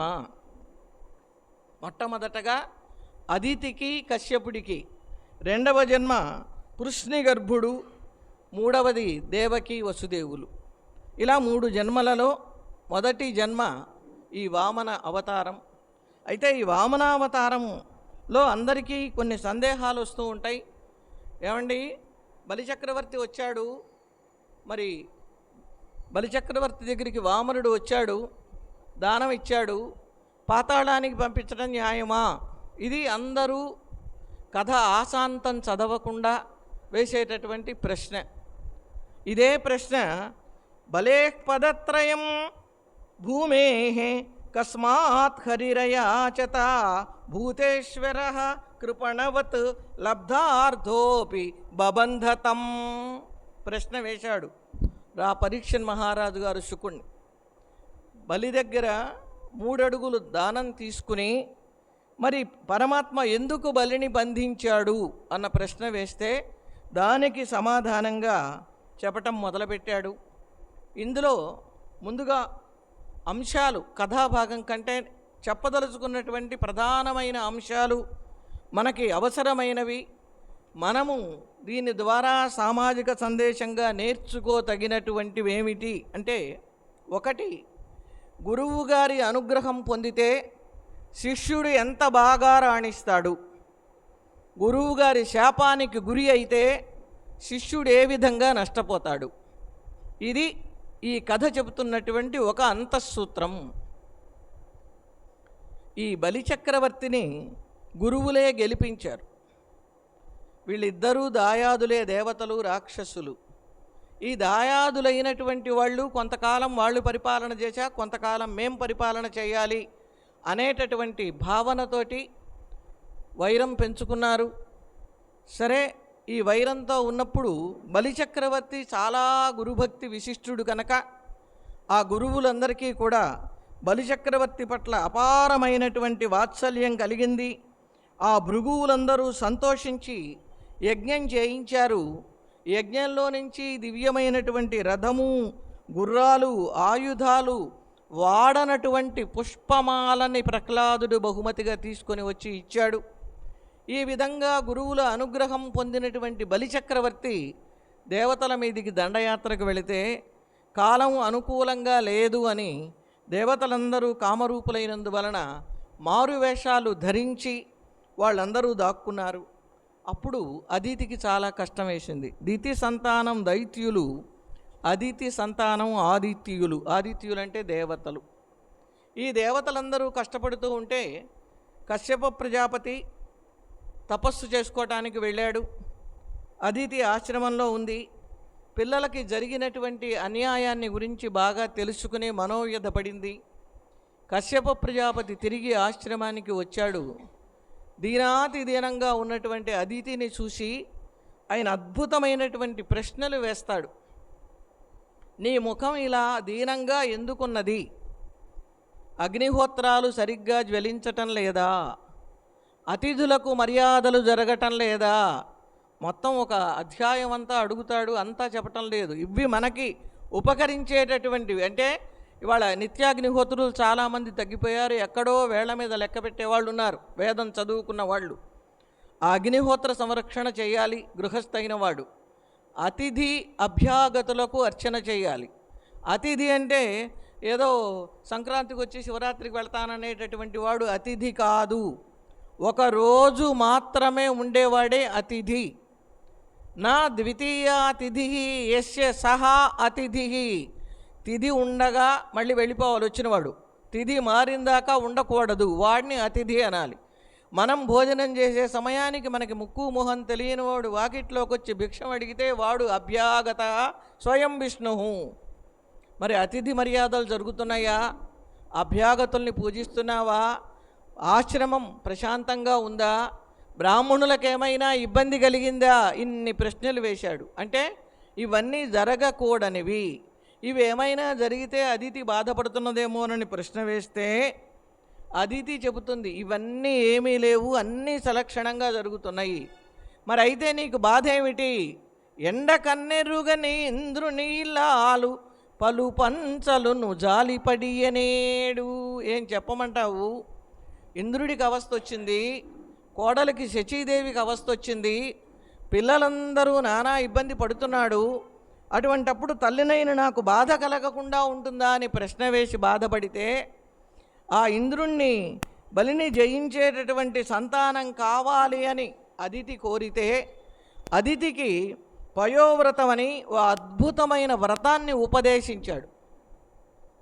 నాకు ఇందాక స్ఫురించింది, ఈ వ్రతాన్ని సంతానం లేని వాళ్ళ చేత చేయిస్తే కష్టమైన వ్రతం కాదు, సంతానం కలుగుతారేమో. ఎందుకంటే పరమాత్మే ఆమె గర్భాన అవతరించాడు కాబట్టి. మనం ఎన్నో మార్గాలు అన్వేషించుకుంటున్నాం, కానీ ఇటువైపు ఒకసారి దృష్టి నిలిపి ఈ మార్గాలను విడిచిపెడుతున్నాం దృష్టి నిలపకుండా. దీంట్లో పయోవ్రతము పాల్గొన అమావాస్య శుక్లపక్ష ద్వాదశి వరకు చేయాల్సినటువంటిది. పాల్గొన మాసంలో అమావాస్య పాడ్యమి కలిసిన రోజు శనివాలి అంటారు. ఆ రోజున ఈ వ్రతాన్ని మొదలుపెట్టి 12 రోజులు వ్రతం చేయాలి. అందుకనే 12 రోజుల వ్రతం ద్వాదశితో పరిసమాప్తమవుతుంది. కేవలం పాలను మాత్రమే తాగి, ఏ విధమైన అసత్యాలు ఆడకుండా, ఏ విధమైనటువంటి అన్యాయాలు చేయకుండా, శుచిగా మనస్సుని పవిత్రంగా పెట్టుకొని నారాయణమూర్తిని ఆరాధించాలి. ఆ నారాయణమూర్తిని ఆరాధించేటప్పుడు ఎలాంటి ఆరాధన శ్లోకాలు చదవాలో కూడా కశ్యప ప్రజాపతి అదితికి ఉపదేశం చేస్తాడు. నమస్తుభ్యం భగవతే పురుషాయ మహీయసే సర్వభూత నివాసాయ వాసుదేవాయ సాక్షిణే. ఒక్క వాసుదేవ మంత్రం చాలు చక్కటి సంతానాన్ని ఇవ్వడానికి. ఆ మంత్రం చేసుకునే సంతానం పొందిన వాళ్ళు నా అనుభవంలో చాలామంది ఉన్నారు. దీనికి కారణం ఏమిటి అంటే మంత్రమునందు, దైవమునందు, గురువునందు ఉన్నటువంటి లక్ష్యాన్ని బట్టి సిద్ధి కలుగుతుంది. గురువులను ఎవరైతే నమ్మరో వాళ్ళు పాపానికి పోతారో అని శాస్త్రాలు ఆగమాలు ఘోషపెడుతున్నాయి. కనుక ఆ గురువునందు పరిపూర్ణమైన విశ్వాసంతో కనుక ఆ గురువు గారు చెప్పిన మంత్రాన్ని స్వీకరిస్తే మంత్రఫలం తప్పకుండా దక్కుతుంది. ఇవాళ మనకు పుస్తకాల్లో ఉన్నాయి, క్యాలెండర్లలో ఉన్నాయి, పంచాంగాల్లో మంత్రాలు ఇస్తున్నారని చేసుకుంటే అవి మనకి ఫలించవు. ఒక గురుముఖతః మనం మంచి తిథి వారం నక్షత్రం చూసుకుని ఒక మంత్రాన్ని తీసుకుంటే ఆ గురువుగారు అప్పటి వరకు చేసిన అనుష్ఠానం మంత్రంతో పాటు మనకు వస్తుంది. వాళ్ళు ఎన్ని లక్షలు చేసి ఉంటారో, ఎన్ని సంవత్సరాలుగా తపస్సు చేస్తారో మనం తీసుకుని చదువుకుంటే దానికి విలువ ఉండదు. అందుకని మంత్రం యత్నేన గోపయేత్, ప్రయత్నం చేసి రక్షించాలి మంత్రాన్ని. మంత్రం అని వాళ్ళ మైకుల్లో మంత్రాలు వెదజల్లుతున్నారు, ఫలితాలు కనపడటం లేదంటే చెయ్యకూడని పని చేస్తున్నందువల్ల మనకి అనిష్టాలు సంభవిస్తుంది. పూర్వకాలంలో మంత్రం మౌనంగానే చేసుకునేవాళ్ళు. ఎవరైనా పెద్దవాళ్ళు చేసి తీర్థం ఇస్తే ఇంట్లో పిల్లలకు జడుపులు, జ్వరాలు, అసలు ఏవి రోగాలు అనేవి ఆ ప్రాంతంలో ఉండేవి కాదు. ఇవాళ ఉంటున్నాయి అంటే మనలో దైవశక్తి తగ్గిపోతున్నదని మనమందరం తెలుసుకోవాల్సినటువంటి విషయం. ఎక్కడ దైవశక్తి ఉంటుందో అక్కడ మనుష్యులకే కాదు పశుపక్ష్యాదులకు కూడా వివేకం ఉంటుంది, ప్రేమ ఉంటుంది. మనం ఒక్కసారి ఆశ్రమ వర్ణనలు తిలకిస్తే పరస్పర విరోధం ఉన్నటువంటి జంతువులు కూడా కలిసి మెలిసి ఉన్నాయని కణ్వాశ్రమాన్ని వర్ణించేటప్పుడు చెప్పారు. ఎందుకనంత ప్రేమగా ఉన్నాయంటే మహర్షుల యొక్క తపశ్శక్తి, మహర్షుల యొక్క ప్రేమ, వాళ్ళు విశ్వం కోసం పాటుపడ్డారు, అక్కడ కూడా ప్రసరించింది. వాళ్ళ మానవుడు పరిపూర్ణమైన స్వార్థపూరితుడైనందువలన ఒక ఇంట్లో ఉన్న కుటుంబ సభ్యులకే ఒక విషయంలో ఐక్యత కుదరటం లేదు. అటువంటిది దాయాది మాత్సర్యంతో వీళ్ళకి ఎలా కుదురుతుంది? తల్లి బాధపడింది, అడిగింది, ఆయన వ్రతాన్ని ఉపదేశం చేశాడు. ఆ ఉపదేశంలో ఆ మంత్రాలను ఆవిడ చక్కగా అనుష్ఠానం చేసింది. 12 రోజులు ఆవు పాలు మాత్రమే స్వీకరించి వ్రతాన్ని చేసింది. ద్వాదశితో వ్రతం పరిసమాప్తమైంది. అందుకనే స్వామి ద్వాదశి రోజున ఆవిర్భవించాడు. కార్తీక పురాణంలో ద్వాదశి విష్ణువల్లభ అని స్పష్టంగా ఉంది. మనం ద్వాదశి అండి అబ్బో దగ్ధయోగం వద్దంటాం. ద్వాదశి తిథికి పట్టిన జాడ్యాన్ని వదలగొట్టి విజయా తిథి అని దానికి పేరు పెట్టించిన వాడు వామనమూర్తి ఆవిర్భవించి దోషాన్ని తీసేశాడు. అందరూ ఏకాదశి ఏకాదశి అంటారు. ఏకాదశి పరమేశ్వరుడికి ప్రీతి, ఏకాదశి రుద్రాలు అభిషేకం చేస్తాం. ఈయనకి ద్వాదశి ప్రీతి, ఎందుకని తాను ఆవిర్భవించాడు కనుక ఆ తిథి యందు. అలా ద్వాదశి రోజున స్వామి అద్భుతంగా ఆవిర్భవించాడు. ఈ ఆవిర్భవించినటువంటి స్వామి కిరీట కాంచీ గుణచరును పురహ, ఇదే వృత్తం, ఇదే భావం, ఇటువంటి పదాలే కృష్ణావతారంలో ఉన్నాయి. ఇది వామనావతార వైభవం. అంటే విశేషమైన భవం ఏమిటి అంటే రాముడి వలె సామాన్యుడిగా అవతరించక కృష్ణుని వలె అసామాన్యంగా అవతరించి ఇంతవాడు అంతైనాడు. ఓం వామనాయ నమః, ఓం త్రివిక్రమాయ నమః. మనం అష్టోత్తరం చెయ్యలేకపోతే కనీసం 24 కేశవాది నామాలైనా పూజ చేస్తాం. వాటిల్లో ఈ అవతారానికి సంబంధించిన నామాలు 2 వచ్చినాయి చూడండి. ఒకటి వామనుడు, రెండవది త్రివిక్రముడు. పుట్టినప్పుడు వామనుడే, పెరిగినప్పుడు త్రివిక్రముడైనాడు. 3 లోకాలు తన విక్రమం చేత ఆక్రమించాడు కనుక త్రివిక్రముడు అనేటటువంటి పేరు పొందాడు. అలా ఆవిర్భవించినటువంటి స్వామి శ్రావణ మాసంలో శుక్ల ద్వాదశి రోజున పట్టపగలు 12 గంటలకి రామచంద్రమూర్తి వలె మంచి గ్రహ సంపుటి ఉన్నప్పుడు ఆవిర్భవించి వెంటనే కొంచెం పెద్దవాడైనాడు. ఉపనయనం ఎన్నేళ్ళకి చేయాలి? ఇప్పుడు ప్రశ్న. 8 ఏళ్ల గర్భాష్టమమా, గర్భ పంచమంలో కూడా చెయ్యొచ్చు అని శృంగేరి పీఠాధిపతులు చెప్పారు అని ఈ మధ్య గబ్బిట ఆంజనేయ శాస్త్రి గారి మనవడికి 5.5 సంవత్సరాల వాడికి ఉపనయనం చేసి, మరి గర్భాష్టమమా అని నేను అడిగితే పిల్లవాడు అంటుంటే కాదండి పీఠాధిపతులకు మేము ఫోన్ చేసి కనుక్కున్నాం, చెయ్యొచ్చన్నారు, అందుకని చేశాము అని సమాధానం చెప్పారు. అలా ఇంత పిల్లవాడైనాడు. ఇందులో మరొక విశేషం, ఉపనయనం అర్హత ఉన్న వాళ్ళందరూ ఈ ఘట్టాన్ని తప్పకుండా చదువుకోవాలి. కారణం ఏమిటి? రామచంద్రమూర్తికి ఉపనయనం ఎలా జరిగిందో రామాయణంలో స్పష్టంగా లేదు, వివరంగా లేదు. కృష్ణస్వామికి ఉపనయనం చేశారు, సాందీపుని దగ్గరికి పంపించారు అని ఉంది, కానీ ఎవరెవరు ఏమిచ్చారు, ఎలా జరిగింది, ఎవరు ముహూర్తం పెట్టారు విషయం లేదు. ఇందులో మాత్రం వామనుని యొక్క ఉపనయనం అద్భుతంగా జరిగింది. అందుకే అప్పటి నుంచే మనం ఉపనయన శుభలేఖల మీద గొడుగు పట్టుకున్న వటువు మూర్తిని వేసుకోవటం ఎందుకు వచ్చింది అంటే దర్భాజనం కృష్ణాజనం దర్భమయీచి మౌంజి అని వేస్తున్నాం. ఆయన ధరించినవన్నీ రక్షించాలి. మరి వామనావతారంగా స్వామి ఆవిర్భవించినప్పుడు లక్ష్మీదేవి ఎక్కడ వచ్చింది, ఎలా వచ్చింది? ప్రతి అవతారంలో అమ్మవారు వస్తుంది కనుక స్వామి ధరించిన జింక చర్మాన్ని ఆశ్రయించి లక్ష్మీదేవి తేజస్వరూపిణిగా స్వామితో వచ్చింది. ఆమె లేనిదే ఆయన జనాన్ని మాయలో వేయలేడు. లక్ష్మీదేవి మాయాస్వరూపిణి, క్లీం బీజపదమిత్యుక్తం. మాయా బీజమే క్లీం అనేది కనుక లక్ష్మీ మహామాయాస్వరూపిణి. ఆ మహామాయాస్వరూపిణిని కృష్ణావతారం ముందు ప్రవేశపెట్టాడు ఆయన. ఆవిడే దుర్గా, భద్రకాళి, చండిక, కుముద, వైష్ణవి ఇవన్నీ పేర్లతో వచ్చాయి. ఇలా స్వామికి కర్మాణి కారయామాసు పురస్కృత్య ప్రజాపతిం. ఇవన్నీ అసలు అర్థమయ్యే శ్లోకాలే, అర్థం కాని శ్లోకాలు నేనే చదవలేను. మరి మాటలు చెప్పచ్చు కదండి, ఎందుకంటే చెప్పుకునే మాటలు మామూలు మాటలైతే అవి గాలికి కొట్టుకుపోతాయి. ఇవి ఎక్కువగా మనం చెప్పుకుంటే ఇవి మహామంత్రాల వంటివి కనుక మన మనస్సులోకి వెళ్ళి మనకున్న ఆది వ్యాధులని దూరం చేస్తాయి. కనుక మామూలు మాటల కంటే ఆ మహర్షి అందించిన మాటలు మనం చెప్పుకుంటే మనకి అంత దూరం నుంచి వచ్చి చెప్పినందుకు నాకు తృప్తిగా ఉంటుంది. విన్న తర్వాత మీకు తృప్తి అనిపించవచ్చు. ఒకవేళ అనిపించలేదు, దీనివల్ల నష్టం లేదు, భగవన్నామం విన్నందువల్ల ప్రాణికోటి మొత్తం సుఖాన్నే పొందుతుంది అని ఒక భక్తుడు సిద్ధాంతం చేసి చెప్పాడు. అందరూ చేరారు. తం వటుం వామనం దృష్ట్వా మోదమాన మహర్షయ. మనం ఎక్కడైనా ఉపనయనం చేసుకుంటూ పెద్దవాళ్ళని పిలిస్తే మేము వెళ్ళకపోతే ఎలా, మా మనవడి ఉపనయనం బాగా చేయించాలి అని తాతలు ముత్తాతలు పరిగెత్తుకుంటూ వెళతారు. బాగా వెనకటి వాళ్ళకి వేదం వచ్చు కనుక ఆ పురోహితుడు కొంచెం కనుక నీళ్లు నవ్వులుతూ ఉంటే వీళ్ళు పనస అందుకొని క్రమం తప్పకుండా చేయిస్తారు. ఇక్కడ ఈయనకి చెయ్యాలి అంటే మహర్షులందరూ ఆనందంగా మేము అని వచ్చేసేసారు.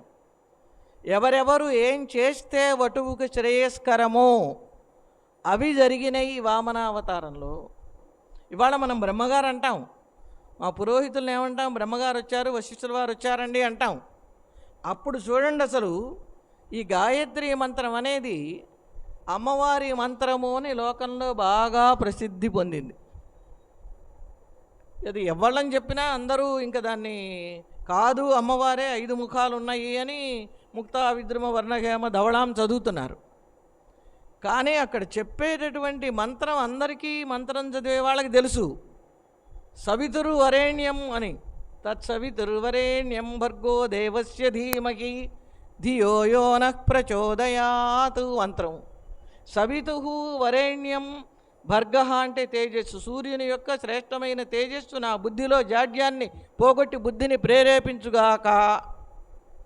ఈ మంత్రం కనుక్కున్నవాడు విశ్వామిత్ర ఋషి అని చెప్తున్నారు. విశ్వామిత్రుడు ఎప్పుడు కనుక్కున్నాడు మంత్రాన్ని? రామచంద్రమూర్తి పరంబ్రహ్మ అని తెలిసిన తరువాత సూర్యోపాసన, సూర్యవంశంలో పుట్టినటువంటి రామచంద్రమూర్తి అనే పరంబ్రహ్మని తెలుసుకోవడానికి ఒక మంత్రాన్ని కనుక్కుంటే అది గాయత్రి మంత్రం అయింది. ఛందస్సులో వచ్చింది కనుక గాయత్రి ఛందః అని చెప్తున్నామ్మ. దీనికి విద్యారణ్యుల వారి భాష్యం కూడా ఇదే అర్థం చెప్పారు. సూర్యునికి సంబంధించినటువంటి దివ్య తేజస్సు అని స్పష్టంగా రాశారు భాష్యంలో. అటువంటి మంత్రాన్ని ఎవరివ్వాలి అంటే ఇక్కడ ఖచ్చితంగా ఇస్తున్నారు. చూడండి, సావిత్రీం సవితా అబ్రవీత్. ఈ సవితృ మంత్రాన్ని అంటే ఇప్పుడు మనం అనుకుంటున్న గాయత్రి మంత్రాన్ని సవిత అబ్రవీత్, ఎవని శక్తిని గురించి ఆ మంత్రం చెబుతున్నదో ఆ వ్యక్తే ఆ మంత్రాన్ని ఉపదేశం చేశాడు. బృహస్పతి బ్రహ్మసూత్రం. బృహస్పతి ఎవరికి వాళ్ళకి మంచి కార్యక్రమానికి వెళ్ళి చెయ్యాలి అని ఉత్సాహం ఉంటుంది. అందులో వామనుడంటే తల్లిదండ్రులు మాయలో పడ్డా, స్వామి అవతరించాలని తపస్సు చేసినా వీళ్ళు మాయలో పడుతున్నారు, కానీ మహర్షులు మాయలో పడలేదు, దేవతలు మాయలో పడలేదు, దేవగురువు అసలు మాయలో పడలా. అందుకని ఆయన పరిగెత్తుకుంటూ వచ్చాడు. వచ్చి బ్రహ్మసూత్రం యజ్ఞోపవీతం తీసుకొచ్చాడు ఆయన. ఇప్పుడు కూడా యజ్ఞోపవీతం మార్చుకునే బృహస్పతేర్యత్ సహజం పురస్తాత్. బృహస్పతికి సహజంగా ఉన్నటువంటి యజ్ఞోపవీతం కనుక ఆయన తీసుకొచ్చి యజ్ఞోపవీతం ఇచ్చాడు. మేఖలాం కశ్యపోదాత్. కశ్యప ప్రజాపతి మేఖల నడుము కట్టేటటువంటి దర్భత్రాటిని ఇచ్చాడు.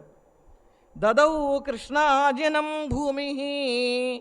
చిన్న మొక్కైనా యజ్ఞోపవీతానికి వెయ్యాలి అని జింక చర్మాన్ని వేస్తూ ఉంటే జీవహింస అని అదని ఇదని మనబోటి వాళ్ళ మీదకి బ్రహ్మాండంగా వస్తారు. కొంతమంది అసలు జింక చర్మాన్నే యజ్ఞోపవీతంగా వేస్తున్నారు, సన్నగా మలిచి.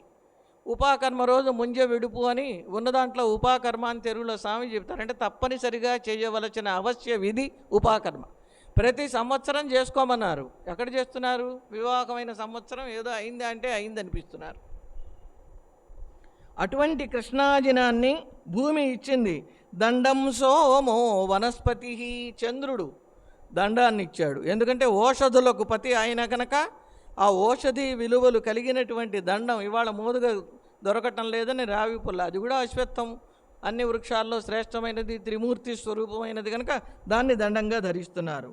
తల్లి పిల్లవాడు సిగ్గుపడతాడని కౌపీనాచ్ఛాదనం మాత ఓ గోచి ఇచ్చిందండి. పిల్లవాడి గోచి పెట్టింది తల్లి. చిన్న పిల్లవాడైనా మొహమాట పడతాడు అని. జౌశ్చత్రం ఆకాశం గొడుగునిచ్చింది. కమండలం వేదగర్భ బ్రహ్మచేతిలో ఉన్నటువంటి దాన్ని కమండలు ఆయన ఇచ్చాడు. సప్తర్షులు దర్భలనిచ్చారు, సరస్వతి జపమాలనిచ్చిందండి. సరస్వతి అమ్మవారికి వాణి, శారద, సరస్వతి పేర్లు ఉన్నాయి. సరస్వతి సృగతవు ధాతువు నుంచి వచ్చింది. ప్రవహించేటటువంటి, ప్రసరించేటటువంటి స్వభావం కలిగింది. ఇవాళ మన గురువులు ఏదైనా జపమాల ఇస్తే ఆ మాల జాగ్రత్తగా ఒక ఇత్తడి భరిణిలో పెట్టి దేవుడి దగ్గర పెట్టి వీలైనప్పుడు చేద్దామని ఏ రోజుకు ఆ రోజు దండం పెట్టి వస్తున్నాం. ఆ ఇచ్చినటువంటిది సరస్వతి మాత కనుక ఎప్పుడూ ఆ జపమాల తిరుగుతూనే ఉంటుంది. అంతేగాని ఇవాళ 108 చేసాం, ఒక మాల చేసాం, 2 మాలలా 4 మాలలా కాదు.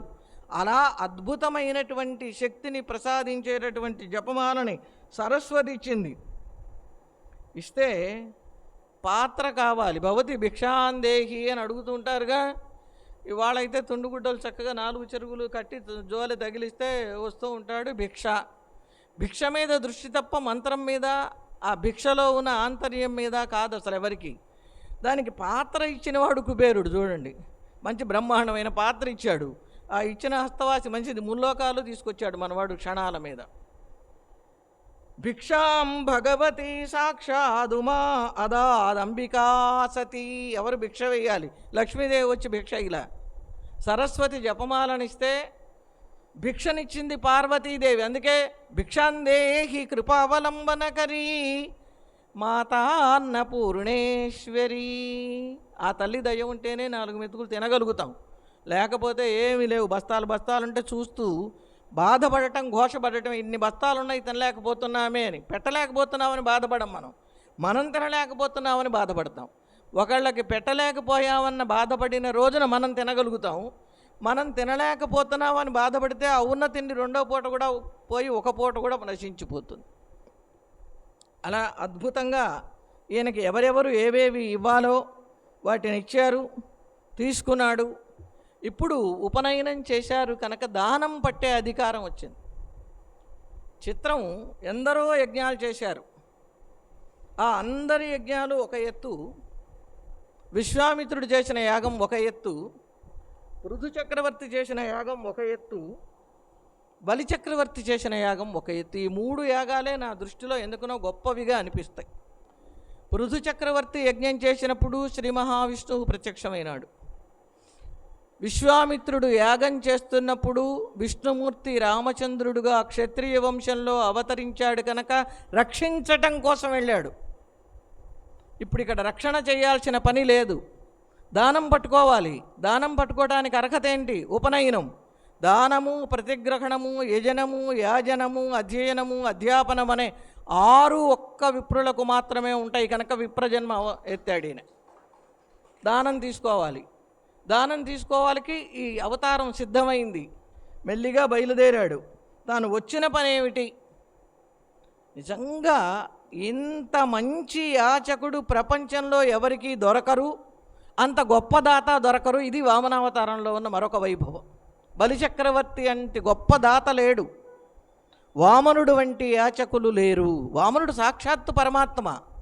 పరమాత్మ యాచన రూపంతో వచ్చాడు కనుక అన్ని అవతారాలు ఒక ఎత్తు, వామనావతారం ఒక ఎత్తు. కాబట్టే గోదామ్మవారు 3వ పాశురంలో వామనావతారాన్ని ప్రత్యేకంగా ప్రస్తుతించారు. ఎందుకోసం అంటే యాచనా వృత్తి అతి నీచమైన వృత్తి. మన ఇళ్లల్లో ఎప్పుడైనా వస్తువు అయిపోతే పూర్వకాలంలో, ఇవాళంటే అన్ని నిమిషాల్లో వస్తున్నాయి. వాకిట్లో చుట్టాలు వస్తే దొడ్డిదారిన స్విగ్గీలు తీసుకుంటున్నారు. ఒకప్పుడు అది లేనప్పుడు బంధువులు వస్తే కొంచెం కాఫీ పొడి తెచ్చుకోవాలంటే ఆ దొడ్డి చాటున వెళ్ళి కొంగు చాటున పెట్టుకుని మళ్ళీ మనం ఇస్తామనే వాగ్దానంతో అడగటానికి ఎంతో చితికిపోయి చాలా బాధగా అడిగేవాళ్ళు.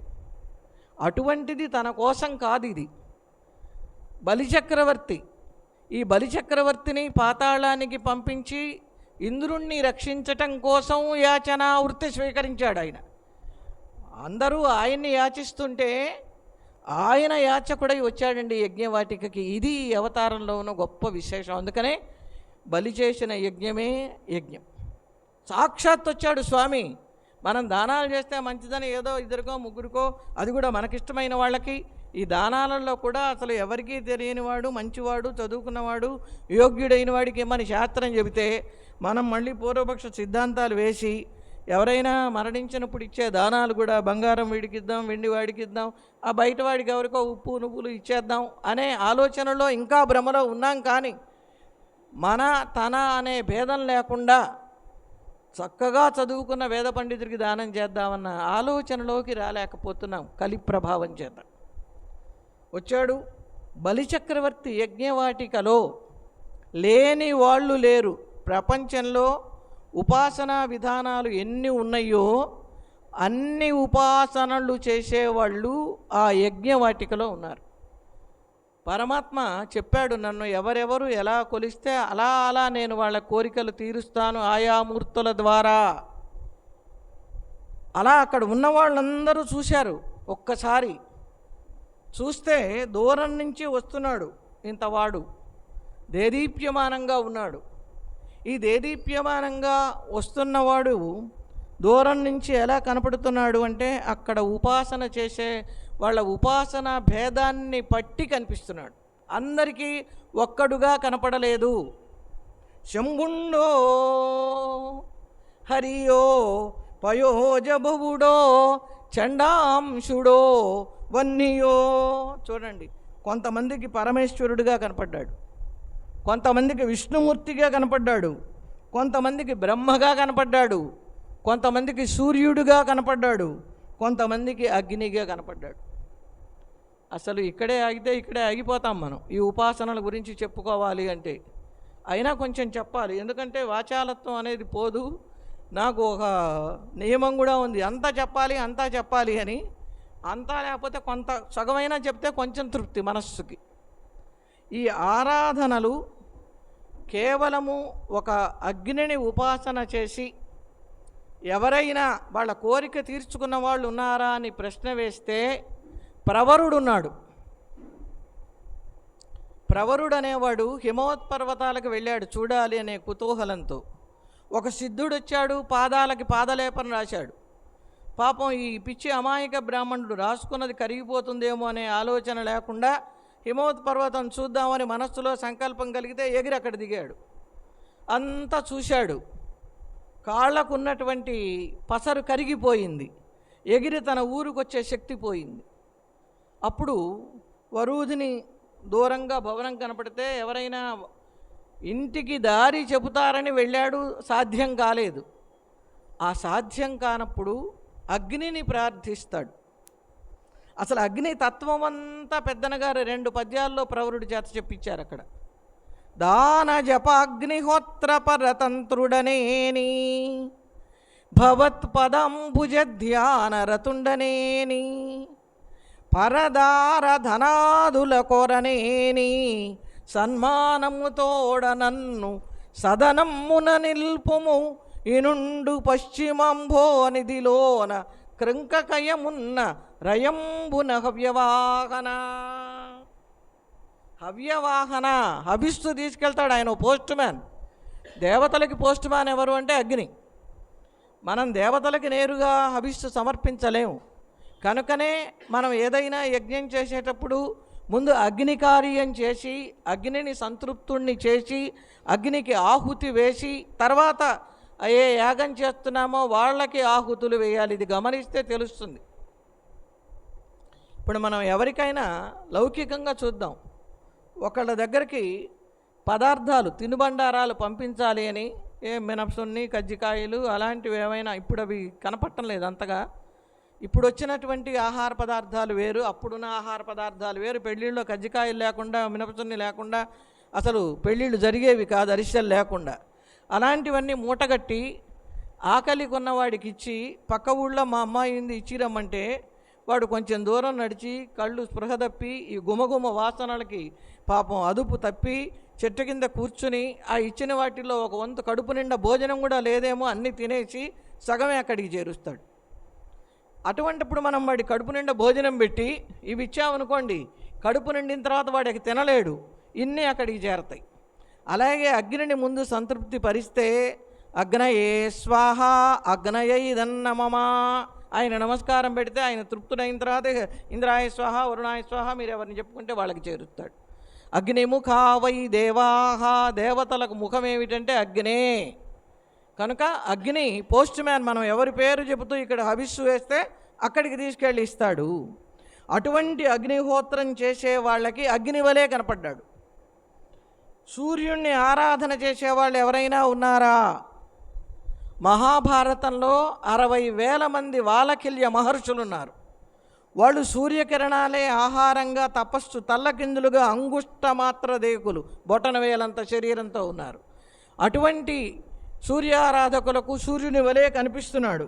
వాళ్ళందరూ చూసి బ్రహ్మచారిని సభలో రహస్యంగా మెల్లమెల్లగా మాట్లాడుకుంటారు. నీకు ఎట్టా కనిపిస్తున్నాడు? నాకు సూర్యుడల్లే కనిపిస్తున్నాడు, నాకు అగ్నిల్లే కనిపిస్తున్నాడు, నాకు శివుడిలాగా కనిపిస్తున్నాడు అని ఒకళ్ళు చెప్పుకుంటూ ఉంటే ఈయన వెళ్ళాడు. ఈ ఉపనయనం అయినటువంటి వాళ్ళు తప్పనిసరిగా దర్భలు, పవిత్రాలు, అక్షతలు, ఆశీర్వచనం చేసే హక్కు ఇంతవాడికైనా ఉంటుంది. వీళ్ళు జ్ఞాన వృద్ధులు కనుక వయోవృద్ధత్వం బ్రాహ్మణులకు అవసరం లేదు. వెళ్ళాడు, బ్రహ్మాండంగా కనపడ్డాడు. వీళ్ళందరూ ఇలా వితర్కిస్తున్నారు. ఈ వితర్కిస్తున్నటువంటి సమయంలో అక్కడికి ప్రవేశించాడు. అసలు ఆ ప్రవేశించటమే చాలా చిత్రంగా ప్రవేశించాడు.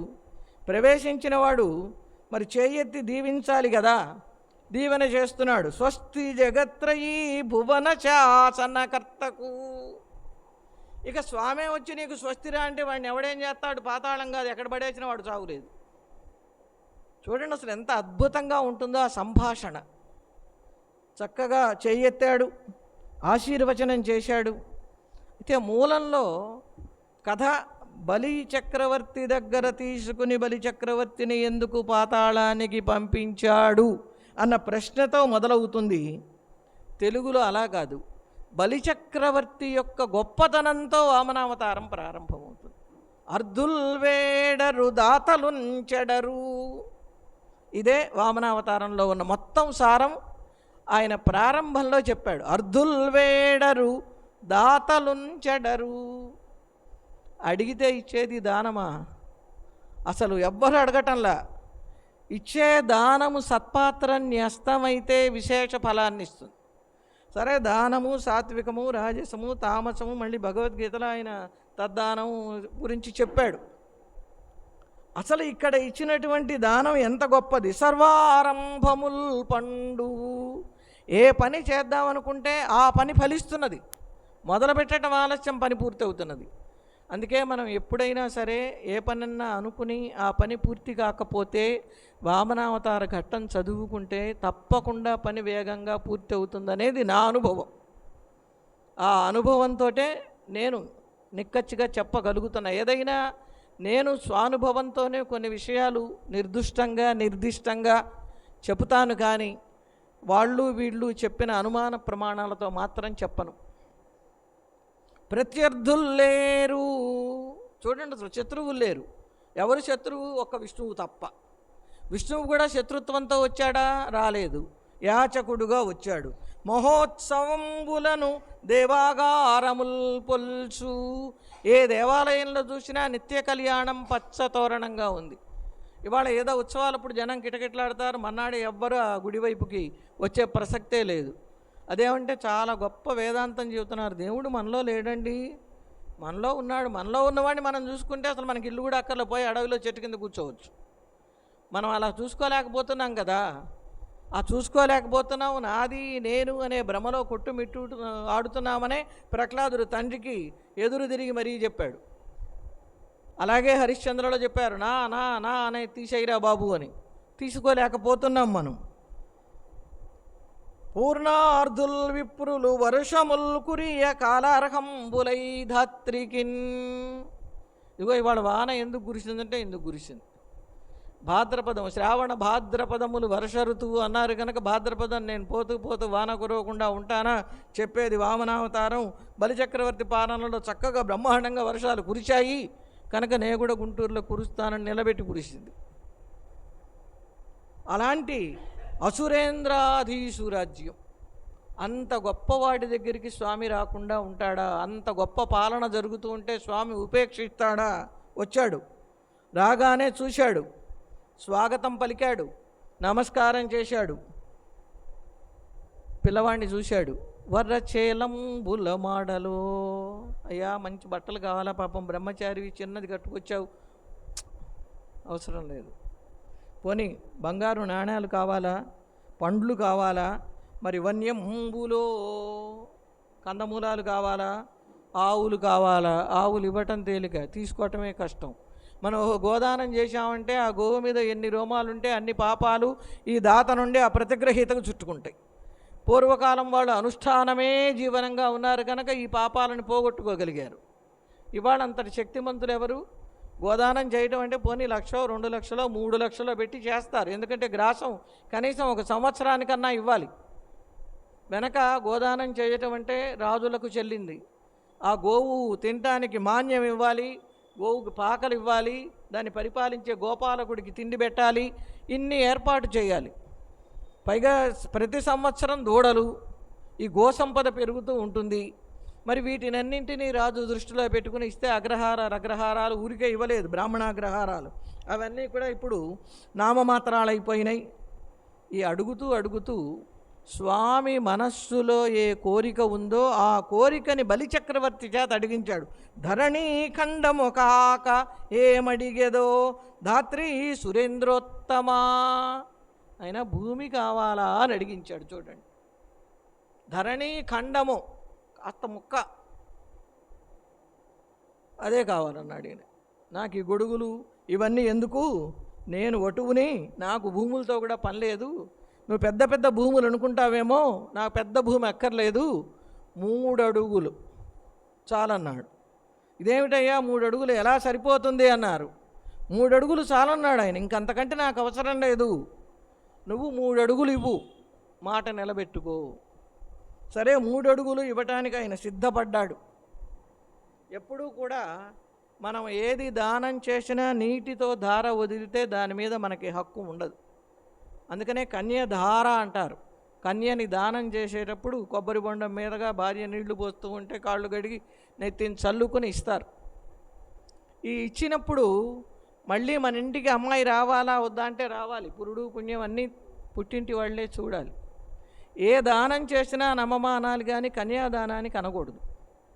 నాది కాదు అంటే మళ్ళీ పిల్లని ఇంటికి పిలిచే హక్కు లేదు, అలవాటు ప్రకారం చెప్పేస్తున్నారు.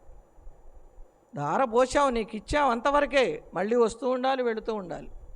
ఆడపిల్ల రాందే ఏ పని మొదలుపెట్టేవాళ్ళు కాదు వెనకటి వాళ్ళు. అసలు మా పెద్దమ్మాయి రావాలి, పెద్దమ్మాయికి ఇంకొంచెం ప్రత్యేకత, ఎంతమంది ఉంటే అంతమంది వచ్చి ఆడపడుతులు చేస్తేనే ఇంటికి నిండు. మరి ఒక ఆడపిల్లని దానం చేస్తే 40 తరాలు ధరిస్తాయి. ఒక పురుషుడి వల్ల 3 తరాలు ధరిస్తాయో పితృపితామహ ప్రపితామహులు నువ్వులు నీళ్ళు వదిలితే పోతారు. కానీ దశపూర్వేషాం దశాపరేషాం మద్వంశానాం మాతృవంశానాం చెప్తున్నాం మనం. కన్యాదానం చేస్తే ఇన్ని వంశాలు తరిస్తాయి. మరి అన్ని వంశాలు తరించే కన్యాదానం గొప్పది కనుక ఆడపిల్ల కూడా గొప్పదే. మరి వీళ్ళకి నువ్వులు నీళ్ళు వదులుతాడు కనుక మగపిల్లవాడు గొప్పవాడే. ఎవరూ తక్కువ కాదు, ఎవరూ ఎక్కువ కాదు. వేదం దగ్గర నుంచి చూస్తే అందరినీ గొప్పగానే వేదం చెప్పింది. ఆ గొప్పతనాన్ని మనం పోగొట్టుకుని ఆస్తిలో నాకు సగం ఇస్తావా, అది ఇస్తావా, ఇది ఇస్తావా అని పేచీలు పెట్టుకుంటున్నాం. అసలు పురుష సంతానం లేని వాళ్ళకి స్త్రీలు తలకొరివి పెట్టచ్చని కూడా శాస్త్రం ఉంది. మరి ఎందుకు పెట్టడం లేదు? పురుషులకున్న ధైర్యం స్త్రీలకు ఉండదు. స్త్రీలకు రజస్వల దోషం ఉంటుంది.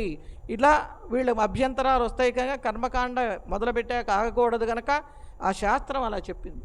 అయితే ఆ శాస్త్రాన్ని నిక్కచ్చిగా చదివి చెప్పేవాళ్ళు ఎవడికి వాడికి భయం. చదవాలంటే మంత్రాలు చదవాలన్నా, గరుడు పురాణం చదువుకోవాలన్నా విపరీతమైనటువంటి భయం.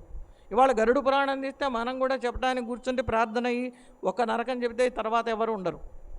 చాలామంది అడిగారు, నాకు చెప్పడానికి అభ్యంతరం లేదు, మీరు కూర్చుని వింటారా అని అడిగా. ఏమన్నారు? అందులో అన్ని పాపాలే, అవి వింటే ఈ పాపం చేస్తే ఈ శిక్ష, ఈ పాపం చేస్తే ఈ శిక్ష. ఆ మధ్య అపరిచితుడు వచ్చింది, అవి తరచూ వస్తున్నారు. అటువంటివి 2-3 నరకాలే చూపించాడు. అది వచ్చిన కొత్తల్లో కొంత భయగ్రస్తులైనారు, మళ్ళీ మామూలు విజృంభణం చేశారు. ఏది ప్రచారం చెయ్యాలి అంటే మనకున్నటువంటి ధర్మాన్ని కూడా ఇవాళ మీడియా వల్ల సాధ్యమవుతుంది కనుక వాళ్ళు మళ్ళీ తలుచుకుని మళ్ళీ ఇంకో పేరుతో ఇంకో నరకాలు చూపిస్తూ ఉంటే కొంత కాకపోతే కొంతైనా జాగృతమవుతుంది సమాజం.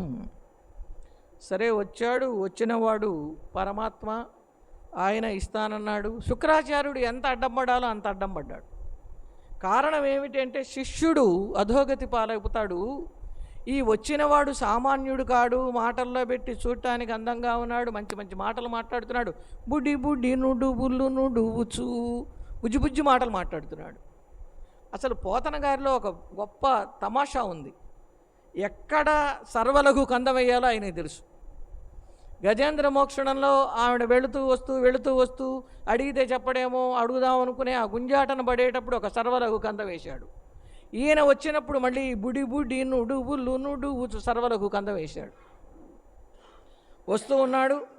వస్తూ ఉంటే ఈయన పాపం శిష్యుడి కోసంగా, అంటే శిష్యవాత్సల్యం ఎలా ఉండాలో శుక్రాచార్యుని చూసి నేర్చుకోవాలి. తన శిష్యుడి కోసం తన కన్ను పోగొట్టుకున్నాడు పాపం మహానుభావుడు. ఇవాళ మనం అట్లా చేయగలుగుతున్నామండి? ఒక శిష్యులకి మనం శుభ్రంగా తిని తాగి మిగిలినంత అన్నం పెడదాం అనుకుంటున్నామా? అనుకోవటంలా. వెనకటి వాళ్ళు వాళ్ళకి పెట్టి వీళ్ళు తిన్నారు కానీ వీళ్ళు తిని వాళ్ళకి పెట్టలేదు. అంత గొప్పవాడైన వాడు ఆయన ఏం చేశాడు? యథాశక్తి అడ్డం పడాలి చెప్పాడు, ఒరే వచ్చినవాడు సామాన్యుడు కాడురా అని. వినలేదు. అయితే నువ్వు భ్రష్టుడి అవుతావు పొమ్మని శాపం పెట్టాడు. ఇప్పుడు గురువు గారి అనుగ్రహం చేత గొప్ప స్థితి పొందిన బలిచక్రవర్తి ఈ గురువు గారి శాపాన్ని కూడా అనుభవించాలి, అనుభవింప చెయ్యాలి అనుకున్నాడు శ్రీ మహావిష్ణువు. ఆయన చూపు అడ్డం వేశాడు. ఆ ధార తెచ్చింది వింధ్యావళి, ధార పొయ్యటానికి. కాళ్ళు గడిగి ఇవ్వాలి ఈయన. ఇచ్చే టైంలో ఆ చూపుని అడ్డం వేస్తే ఈయన అసాధ్యుడు కదా, ఉండు ఏదో అడ్డం పడిందని చేతిలో దర్భ ఉందిగా, ఇందాక వచ్చినప్పుడే దర్భ అక్షతలు కుశ పవిత్రంబైన హస్తంబునెత్తి అన్నాడు.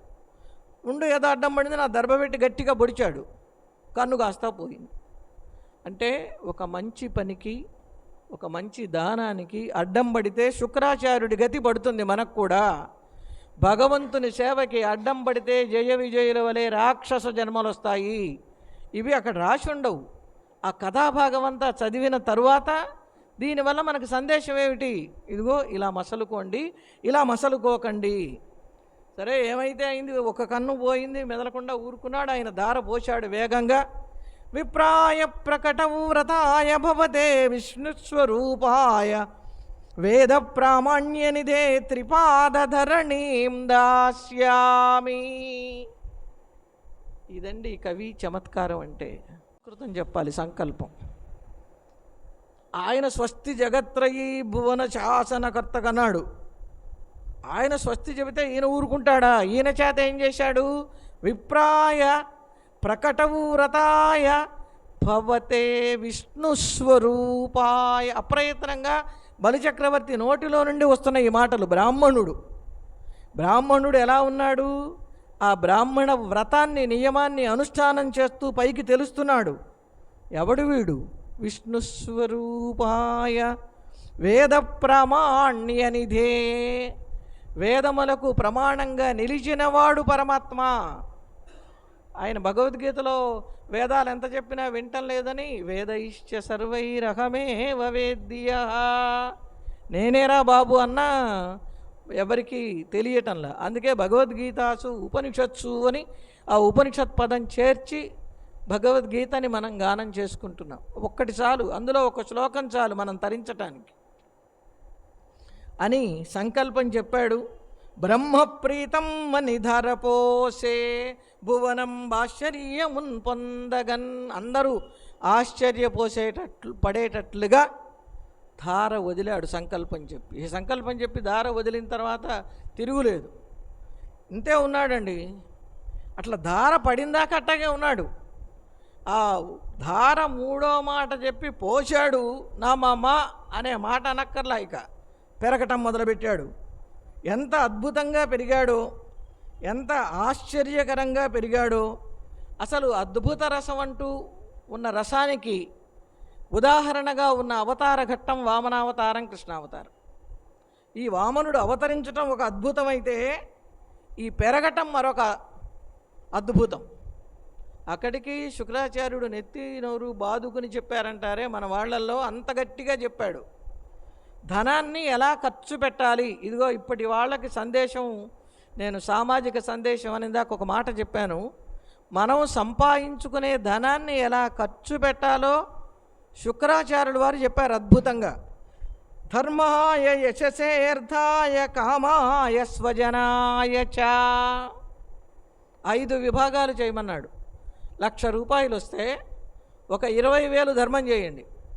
ధర్మం చేయి బాబు కానీ ధర్మం చేయి బాబు కాదు, ఇక్కడ ధర్మ కార్య అనుష్ఠానం. ఎవరైనా యజ్ఞం చేస్తున్నారు, అది ధర్మకార్యం, దానికి విరాళం ఇవ్వండి. యశస్సే, మీకు పేరు రావాలి కనుక గోడ మీద వేయించుకోండి, బలానా కళ్యాణ మండపానికి 1,00,000 రూపాయల విరాళము. ఇది యశస్సే, కీర్తి కోసం. అర్ధాయ, మళ్ళీ మనం పెట్టుబడి పెట్టడం, ఒక ప్రయోజనం కోసంగా ధర్మాన్ని 20% ఖర్చు పెట్టాలి, ఆ ధనాన్ని. కామాయ, నీ సుఖం కోసం 20% వాడుకోవాలి. స్వజనాయచ, నీ వాళ్ళ కోసం ఒక 20, మొత్తం 1,00,000. నీకు ఎంత వస్తే అంతనే 5 భాగాలు చేసుకో. 5 భాగాలు ఇలా ఖర్చు పెట్టుకో, ధర్మం కోసం, కీర్తి కోసం, మళ్ళీ ప్రయోజనం కోసం, నీ కోరికల కోసం, నీ స్వజనం కోసం. స్వజనానికి పెట్టకుండా తినమని చెప్పలేదు, మొదలు చెడ్డ బేరం లేదని సామెత ఉంది. అందుకని మనది చూసుకుంటూ ఉనికిని పాటించమని ఎంత మంచి ధర్మం చెప్పాడో శుక్రాచార్యుడు. ఇది వామనావతారం వల్ల మనం తెలుసుకుని సమాజంలో అందరికీ చాటి చెప్పవలసింది. కొంతమంది అతిగా దానాలు చేస్తారు, కొంతమంది అతిగా సుఖాలు అనుభవిస్తారు, కొంతమంది అతిగా వాళ్ళని మించి చూస్తారు. ఇవన్నీ ధర్మమా, పరమధర్మమా, అధర్మమా అనే చర్చకి వేదిక కాదు. కానీ ఇలా నడుచుకున్నవాడు సుఖపడతాడు. నువ్వు 1,00,000 రూపాయలు ఉన్నాయి నీ దగ్గర, 20,000 తీసి పక్కన పెట్టుకో. రేపేదో నీ బంధువులకి శుభకార్యం వస్తుంది, చదివించు ఘనంగా. ఎప్పుడో వస్తుందని ఇప్పుడు దాచుకోవటం ఎందుకు అనుకోవద్దు. ఉన్నంతలో నువ్వు చేసుకుంటే అప్పుడు నువ్వు కష్టపడకుండా, అప్పు చేసుకోకుండా సుఖపడే మార్గం వస్తుంది అని చాలా అద్భుతంగా ఎన్ని చెప్పినా వినలేదు. ఆడిన మాట తప్పితే పాపం అన్నాడు. ఈయనకు కూడా అహంకారం పెరిగింది. ఏది పెరగకూడదో అది పెరిగితే వచ్చే అనర్థం. అంత చెప్పినా వినక, సరే రాజులంతా పోయారు, వాళ్ళందరూ శిబి చక్రవర్తి వాళ్ళంతా పోయినారు, నేను కూడా పోతే పోయా, నాకు మాత్రం కీర్తి కావాలి. వచ్చినవాడు విష్ణువురా బాబు, నేను మోసం చేస్తాడన్నాడు, అయితే ఇంకా సంతోషం అన్నాడు. ఇదేమిటన్నాడు, ఆదిన్ శ్రీ సతి కొప్పుపై తురుముపై అంశోత్తరీయముపై పాదాబ్జములపై కపోల తటిపై పాలిండ్లపై నూత్న మర్యాదంచెందు కరంబు క్రిందగుట మీదైనా కరంబుంట. ఎంత ఆశో, ఎంత స్వార్థమో. అంత గొప్పవాడు చేయి కింద పెడితే దారపోసేవాడు పైన, నా చెయ్యి పైన ఉంటుందన్నాడు. అంత అహంకరించాడు. గురువుగారు శాపం పెట్టాడు, దార పోశాడు. ఈయన ఏం చేశాడు, పెరగటం మొదలుపెట్టాడు. ఇక ఎంత పెరుగుతున్నాడు. తెలుగులో చాలా అందమైన మాటలు ఉంటాయి. ఇంత ఇంత పెట్టండి, కొంచెం అనే అర్థంలో ఇంత అక్షరాలు అవే. పలికేదాన్ని బట్టి ఇంతగా చెప్పినా వింటం లేదండి అంటే ఎంతో చెప్పాము అనే అర్థంలో. ఈయన ఇంతని అంత చేశాడండి. ఈ ఇంతని అంత చెయ్యటం ఎర్రాప్రగడ గారి దగ్గర నేర్చుకున్నాడు. ఆయనేమో ఇంతని ఇంత చేశాడు, ఈయన ఇంతని అంత చేశాడు. ప్రహ్లాదుడు హిరణ్యకశిపుడితో చెప్తాడు. హిరణ్యకశిపుడు ప్రహ్లాదుడితో విష్ణుభక్తి మాను, ఆయన శివభక్తిని పొందు, బ్రహ్మని పొందు అన్నీ చెప్తాడు. చెప్తే నృసింహ పురాణంలో వాడు ఎంత శాంతంగానో తండ్రికి చెప్తాడు. నిన్నింతవాని చేసిన అన్నాలు గుమములతడు హరి పొక్కిటి ఎందున్న తెలిదమ్మీని నకున్నా. నాన్న బ్రహ్మవరాలు ఇచ్చాడు నీకు, ఆ బ్రహ్మవరాల వల్ల నువ్వు ఇంతటి వాడివైనావు. నిన్నింత వాని చేసిన ఆ బ్రహ్మ ఎక్కడ పుట్టాడు? ఓ పద్మంలో పుట్టాడు. ఆ పద్మం ఎక్కడ పుట్టింది? స్వామి నాభిలో పుట్టింది. నీకు వరాలు ఇచ్చిన బ్రహ్మ గొప్ప అయితే బ్రహ్మని కన్న పద్మం గొప్పది. ఆ పద్మాన్ని కన్నవాడు ఇంకా గొప్పవాడు కనుక నేను వాడిని పట్టుకున్నానని చెప్పాడు. ఇక్కడ ఈయన ఇంతింతై, ముందు ఇంత, మళ్ళీ ఇంత, మరియు తానింతై, ఇంకొంచెం పెరిగాడు.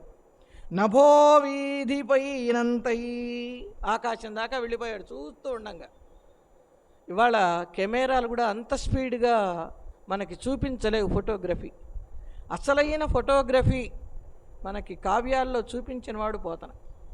ఆయన లాంగ్ షాట్ తీస్తాడు, షార్ట్ షాట్ తీస్తాడు. లాంగ్ షాట్ ఎంత అందంగా తీశాడు గజేంద్ర మోక్షణంలో. అలా వైకుంఠపురములో ముందు పెద్దది, నగరులో మళ్ళీ కొంచెం, ఆమూల సౌధముదాపల ఆ కెమెరా ముందుకు తీసుకెళ్ళి ఆ చంద్రకాంత శిలలతో చేసిన అమ్మవారిని అయ్యవారిని చూపిస్తాడు. ఇక్కడ చూడండి, ఇంత ఇంత ఇంత ఇంత పెరిగాడు. నభోవీధిపైనంతై తోయద మండలాగ్రమున కల్లంతై, మేఘమండలం దాటాడు. ప్రభారాశిపైనంతై సూర్యమండలం దాటాడు, చంద్రమండలం దాటాడు, ధ్రువమండలం దాటాడు, మహర్వాటిపైనంతై. ఇవన్నీ లోకాలు, ఊర్ధ్వలోకాలు. మనకి ఊర్ధ్వలోకాలు చెప్తూ ఉంటాం, 7 అధోలోకాలు, 7 ఊర్ధ్వలోకాలు. చివరి ఊర్ధ్వలోకం ఏంటి? సత్యలోకం. సత్య పదోన్నతుండగుచు బ్రహ్మాండాంత సంవర్ధి అయి, ఏ లోకంలో నుండి స్వామి భూలోకానికి అవతరించాడో భూలోకం నుంచి ఆ లోకానికి వెళ్ళాడండి. అది ఈ భూర్లోక, భువర్లోక, సువర్లోక, మహర్లోక, జనోలోక, తపోలోక, సత్యలోకాలున్నాయే, వాటిని క్రమక్రమంగా సూర్యమండలం, చంద్రమండలం, మేఘమండలం దాటి వెళ్ళాడు అని అందంగా చెప్పి, ఆ పెరిగేటప్పుడు సీను అందంగా ఎంత బాగుంటుందో. ఎలా మనము రైల్లో వెళుతూ ఉంటే కొన్ని చూస్తూ ఉంటాం, చిత్రంగా ఉంటాయి, అవి పోతున్నట్టుంటాయి. వెళ్ళేది మనము, కానీ చెట్లు వెళ్ళిపోతున్నట్టు, మరి మేడలు వెళ్ళిపోతున్నట్టు మనకు కనిపిస్తూ ఉంటాయి. కానీ ఆ కనిపించే విధానాన్ని ఈయన కూడా అమోఘంగా మనకి వర్ణించి చెప్పాడు. దాని మూలంలో ఉన్నదాన్నే పోతన గారు చాలా అమోఘంగా, రవి బింబం ఉపమింప పాత్రమగు. సూర్యమండలం దాకా వెళ్ళిన తర్వాత సూర్యమండలం ఎలా ఉంది? ఛత్రం వై, ముందు గొడుగులాగా ఉంది.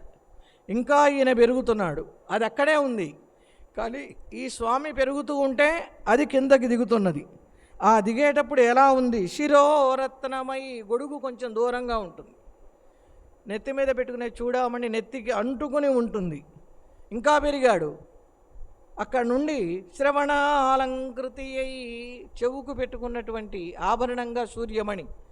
ఈ సూర్య మండలమే అలా ఉంది. అందుకనే మనకి లలిత అమ్మవారిని వర్ణించేటప్పుడు తాటంక తపనోడుపమండల, సూర్యచంద్రుడే ఆవిడ కమ్మలుగా వర్ణించారు. ఇగో ఈయన చూడండి, ఈయన వెళుతూ ఉంటే ఆ సూర్యబింబము శ్రవణాలంకృతి అయి ఇంకొంచెం పైకి వెళ్ళాడు. గళాభరణమై, మెడలో ఆభరణమైంది.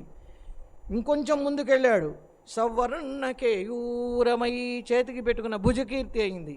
ఇంకా పెరిగాడు, చెవిమత్ కంకణమై, మంచి కాంతి కలిగిన కంకణం. కటిస్థలినుదంచద్ ఘంటయ్యి, నడుముకి కట్టిన ఒక గంటలాగా ఉంది. ఇంకా పెరిగాడు, నూపుర ప్రవరంబై, కాలి మువ్వలలాగా పాదాభరణాలు. ఇంకా పెరిగాడు, చివరికి పదపీఠమై, ఆయన పాదం పెట్టిన పీఠంలాగా ఆ వటుడు పెరిగి 2 పాదాలతోటి భూమి ఆకాశాలని ఆవరించి, ఇక 3వ పాదం ఎక్కడ పెట్టాలి అని అడిగాడు. అడిగితే బలిచక్రవర్తి భయపడకుండా తన శిరస్సుని ఉంచి నా నెత్తి మీద పెట్టమన్నాడు. పెట్టాడు. ఇప్పుడు బలిచక్రవర్తి గొప్పవాడు. ఎందుకని అంటే, మనం దేవాలయాలకు వెళ్ళినప్పుడు స్వామి పాదుకలు మనకు శిరస్సును పెడతారు. నేరుగా పాదుకలు కాదు, ఒక కిరీటాకారంగా ఉన్నది మధ్యలో. ఆ స్వామి పాదుకలకి మనకి ఎడబాటు ఉంటుంది. అక్కడ పాదముద్రలు కాదు, సాక్షాత్తు స్వామి పాదాలే బలిచక్రవర్తి యొక్క శిరస్సుని అలంకరించినాయి. ఆ అలంకరించినటువంటి వాటితోటి మరి బలిచక్రవర్తి ధన్యుడైనాడు. ఆ బలిచక్రవర్తి కీర్తి అజరామరమైంది. స్వామి అలా పెరిగి 3 లోకములను ఆక్రమించినందువలన త్రివిక్రముడు అనే నామాన్ని పొందాడు. జాంబవంతుడప్పుడు భేరీ మోగిస్తూ ఈ విజయవార్తని మహోత్సవంగా చాటి చెప్పాడు. మరి ఎప్పటి జాంబవంతుడు, ఎప్పటి రామాయణం? అప్పటికే ఈయన పెరిగినప్పుడు ఆయన గబగబా ప్రదక్షిణం చేస్తుంటే ఒక మోకాల్లో ఒక చిన్న కొండ గుచ్చుకుంది, తీసిన వాళ్ళు లేరు ఆయనకి, అందుకని నేను అటు ఎగరగలను కానీ తిరిగి రాలేనని చెప్పాడు. అటువంటి బలి జాంబవంతుడు అద్భుతంగా మరి వాయిస్తే ఈయన పదం తృతీయం కురు శీర్ష్ణిమే నిజం.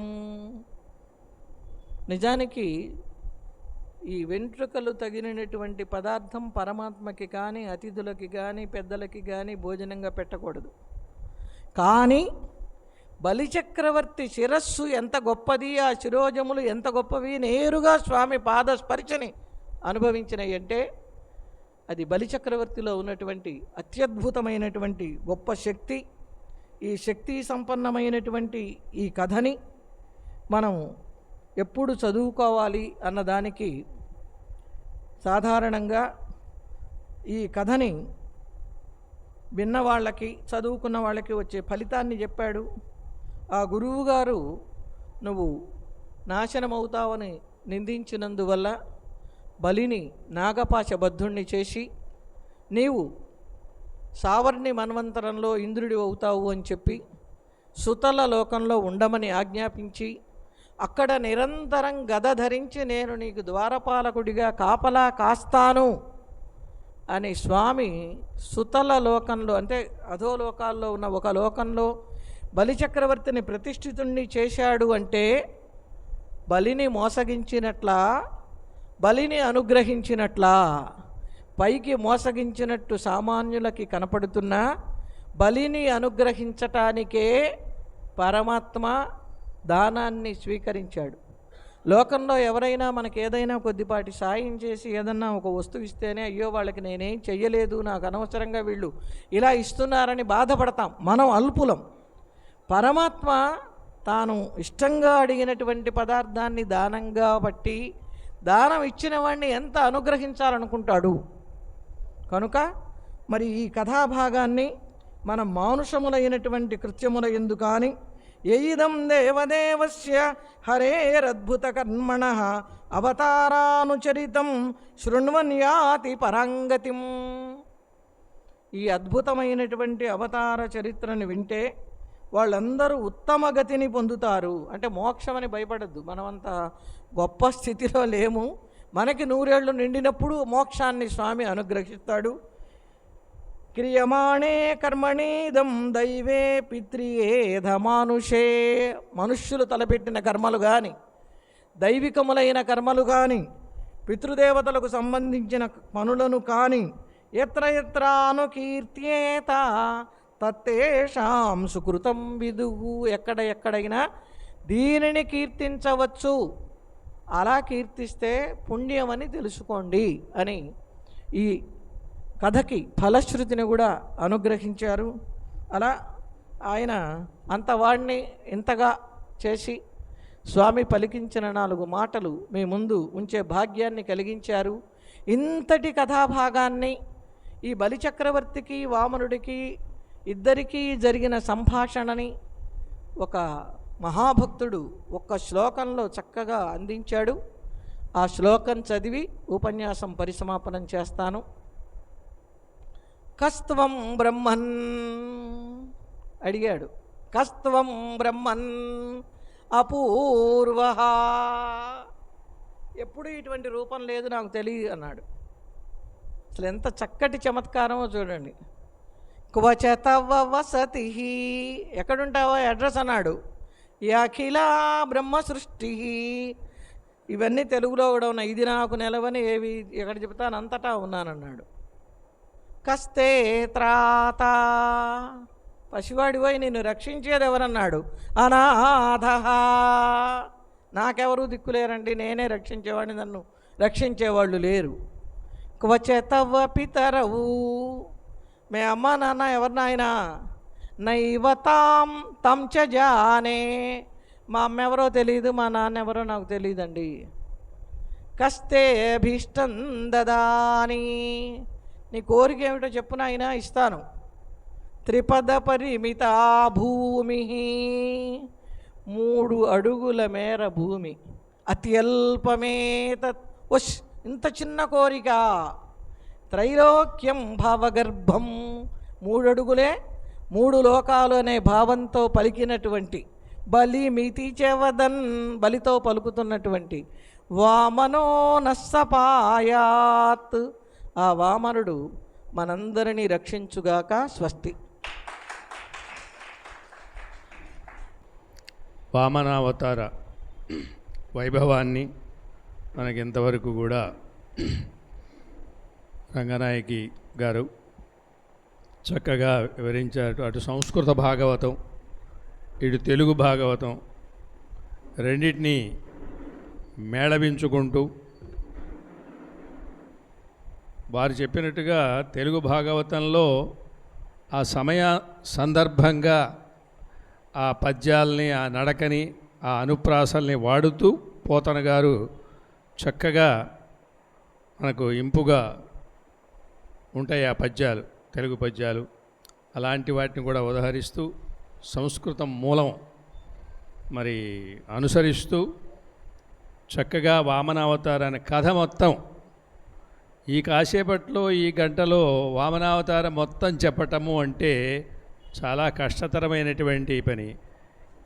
ఎంతో శ్రమ చేసి దాన్ని ఎంతో సంక్షిప్తం చేసి ఈ గంటలో మొత్తం వీరికి అందించాలి అనేటువంటి ఒక నిర్ణయం తీసుకొని ఆ విధంగా వచ్చి మొత్తాన్ని చెప్పాలి, ఏదో కాస్త చెప్పి వెళ్ళడం కాదు అనే ఉద్దేశంతో కృతకృత్యులైనారు. చక్కగా వివరించారు వామనావతార వైభవాన్ని.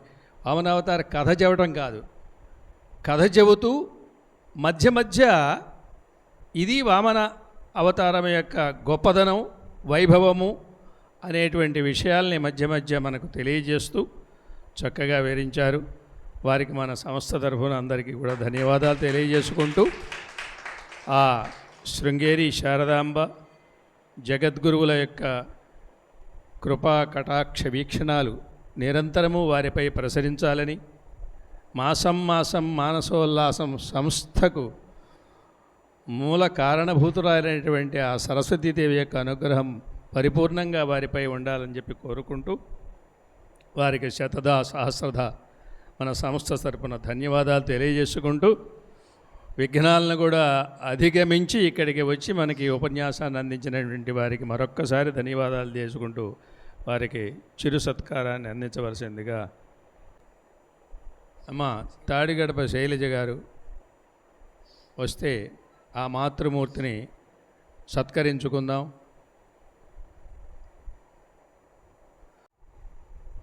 వామన చరిత్ర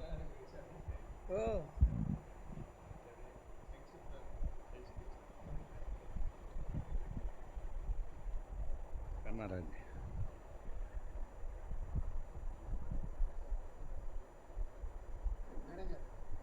రండి రండి అమ్మ రండి, ఇంకోళ్ళు ఇద్దరు రండి. అటు అటు మెట్లు ఉన్నాయి.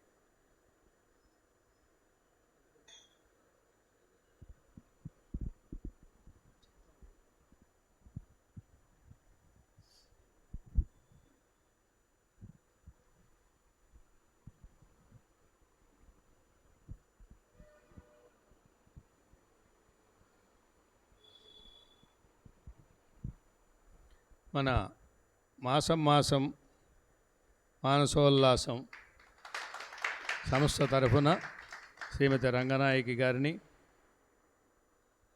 ఇప్పుడు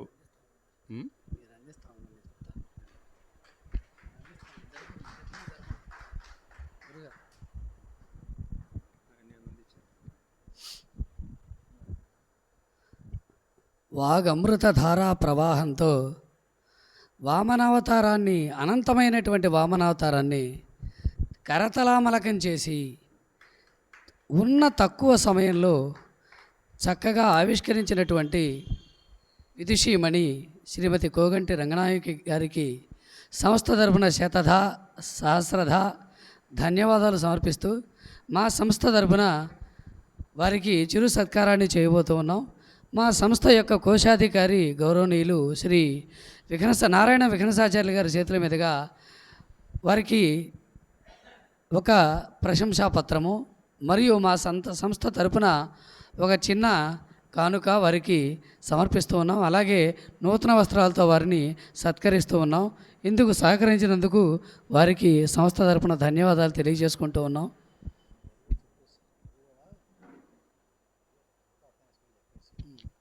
మన ఈరోజు కార్యక్రమానికి మేడం గారు ఇందా చెప్పినట్టు అల్పశ్చ కాల బహవశ్చ విఘ్న, కాలం తక్కువ విఘ్నాలు అనేకం కల్పించినప్పటికీ ప్రకృతి మా కోసం ఓపికతో ఓర్పుతో మా మీద ఉన్నటువంటి అవ్యాజమైనటువంటి ప్రేమతో ఇక్కడి దాకా వచ్చి ఈ కాలాన్ని సుసంపన్నం చేసినందుకు, మాకు చక్కటి వామనావతార వైభవాన్ని ఆవిష్కరించినందుకు మీకు మేము అనంతమైనటువంటి వందనాలు సమర్పిస్తూ ఉన్నాం. మీ మేలు మేము మర్చిపోలేనిది కాదు. కానీ ఈ అమృతధార ఎక్కడితో ఆగిపోయింది, ఎంతసేపు వినాలన్నా ఇంకా వినాలి, తరించాలనేటటువంటి ఆసక్తిని మాకు కొంచెం అసంతృప్తి కలిగించింది. ఇంకా చాలాసేపు ఉంటే ఇంకా బాగుండేదనే చాలా ఆసక్తి మాలో ఇంకా ఉన్నది. మీకు మా ప్రార్థన సవినయమైన ప్రార్థన. మరింకొకసారి మేము ఎప్పుడైనా మా సంస్థ తరపున మిమ్మల్ని అర్థించినప్పుడు మీరు మాపై ఉన్నటువంటి ఆ కరుణతో మరింకొకసారి మమ్మల్ని అనుగ్రహించగలరని ప్రార్థిస్తూ ఉన్నాం. ఆ అవకాశం చూసుకుని మిమ్మల్ని మళ్ళీ మేము మరింకో విశేషమైనటువంటి సందేశాన్ని మీ నోటి నుంచి వినాలని కుతూహలం పడుతూ ఉన్నాం. అవకాశం మీరు మళ్ళీ అందిస్తారని మేము భావిస్తూ ఉన్నాం. అలాగే ఈ కార్యక్రమానికి ప్రతి నెల వచ్చి చక్కటి ఈ విశేషాలను వింటూ ప్రతి నెల ఒక గొప్ప అంశాలను మస్తిష్కంలో జాగ్రత్తగా పదిలపరుచుకుంటూ ఒక రకమైనటువంటి అనుభూతికి లోనవుతూ చక్కటి ఆనందాన్ని, మా మానసిక ఉల్లాసాన్ని నిజంగానే అనుభవిస్తూ వచ్చినటువంటి అతి తక్కువ సంఖ్యలో వస్తున్నప్పటికీ రసజ్ఞులైనటువంటి ప్రేక్షకులు వస్తున్నారు. కాబట్టి వారందరూ ఒక్కొక్కరు 100 మందికి సమానం.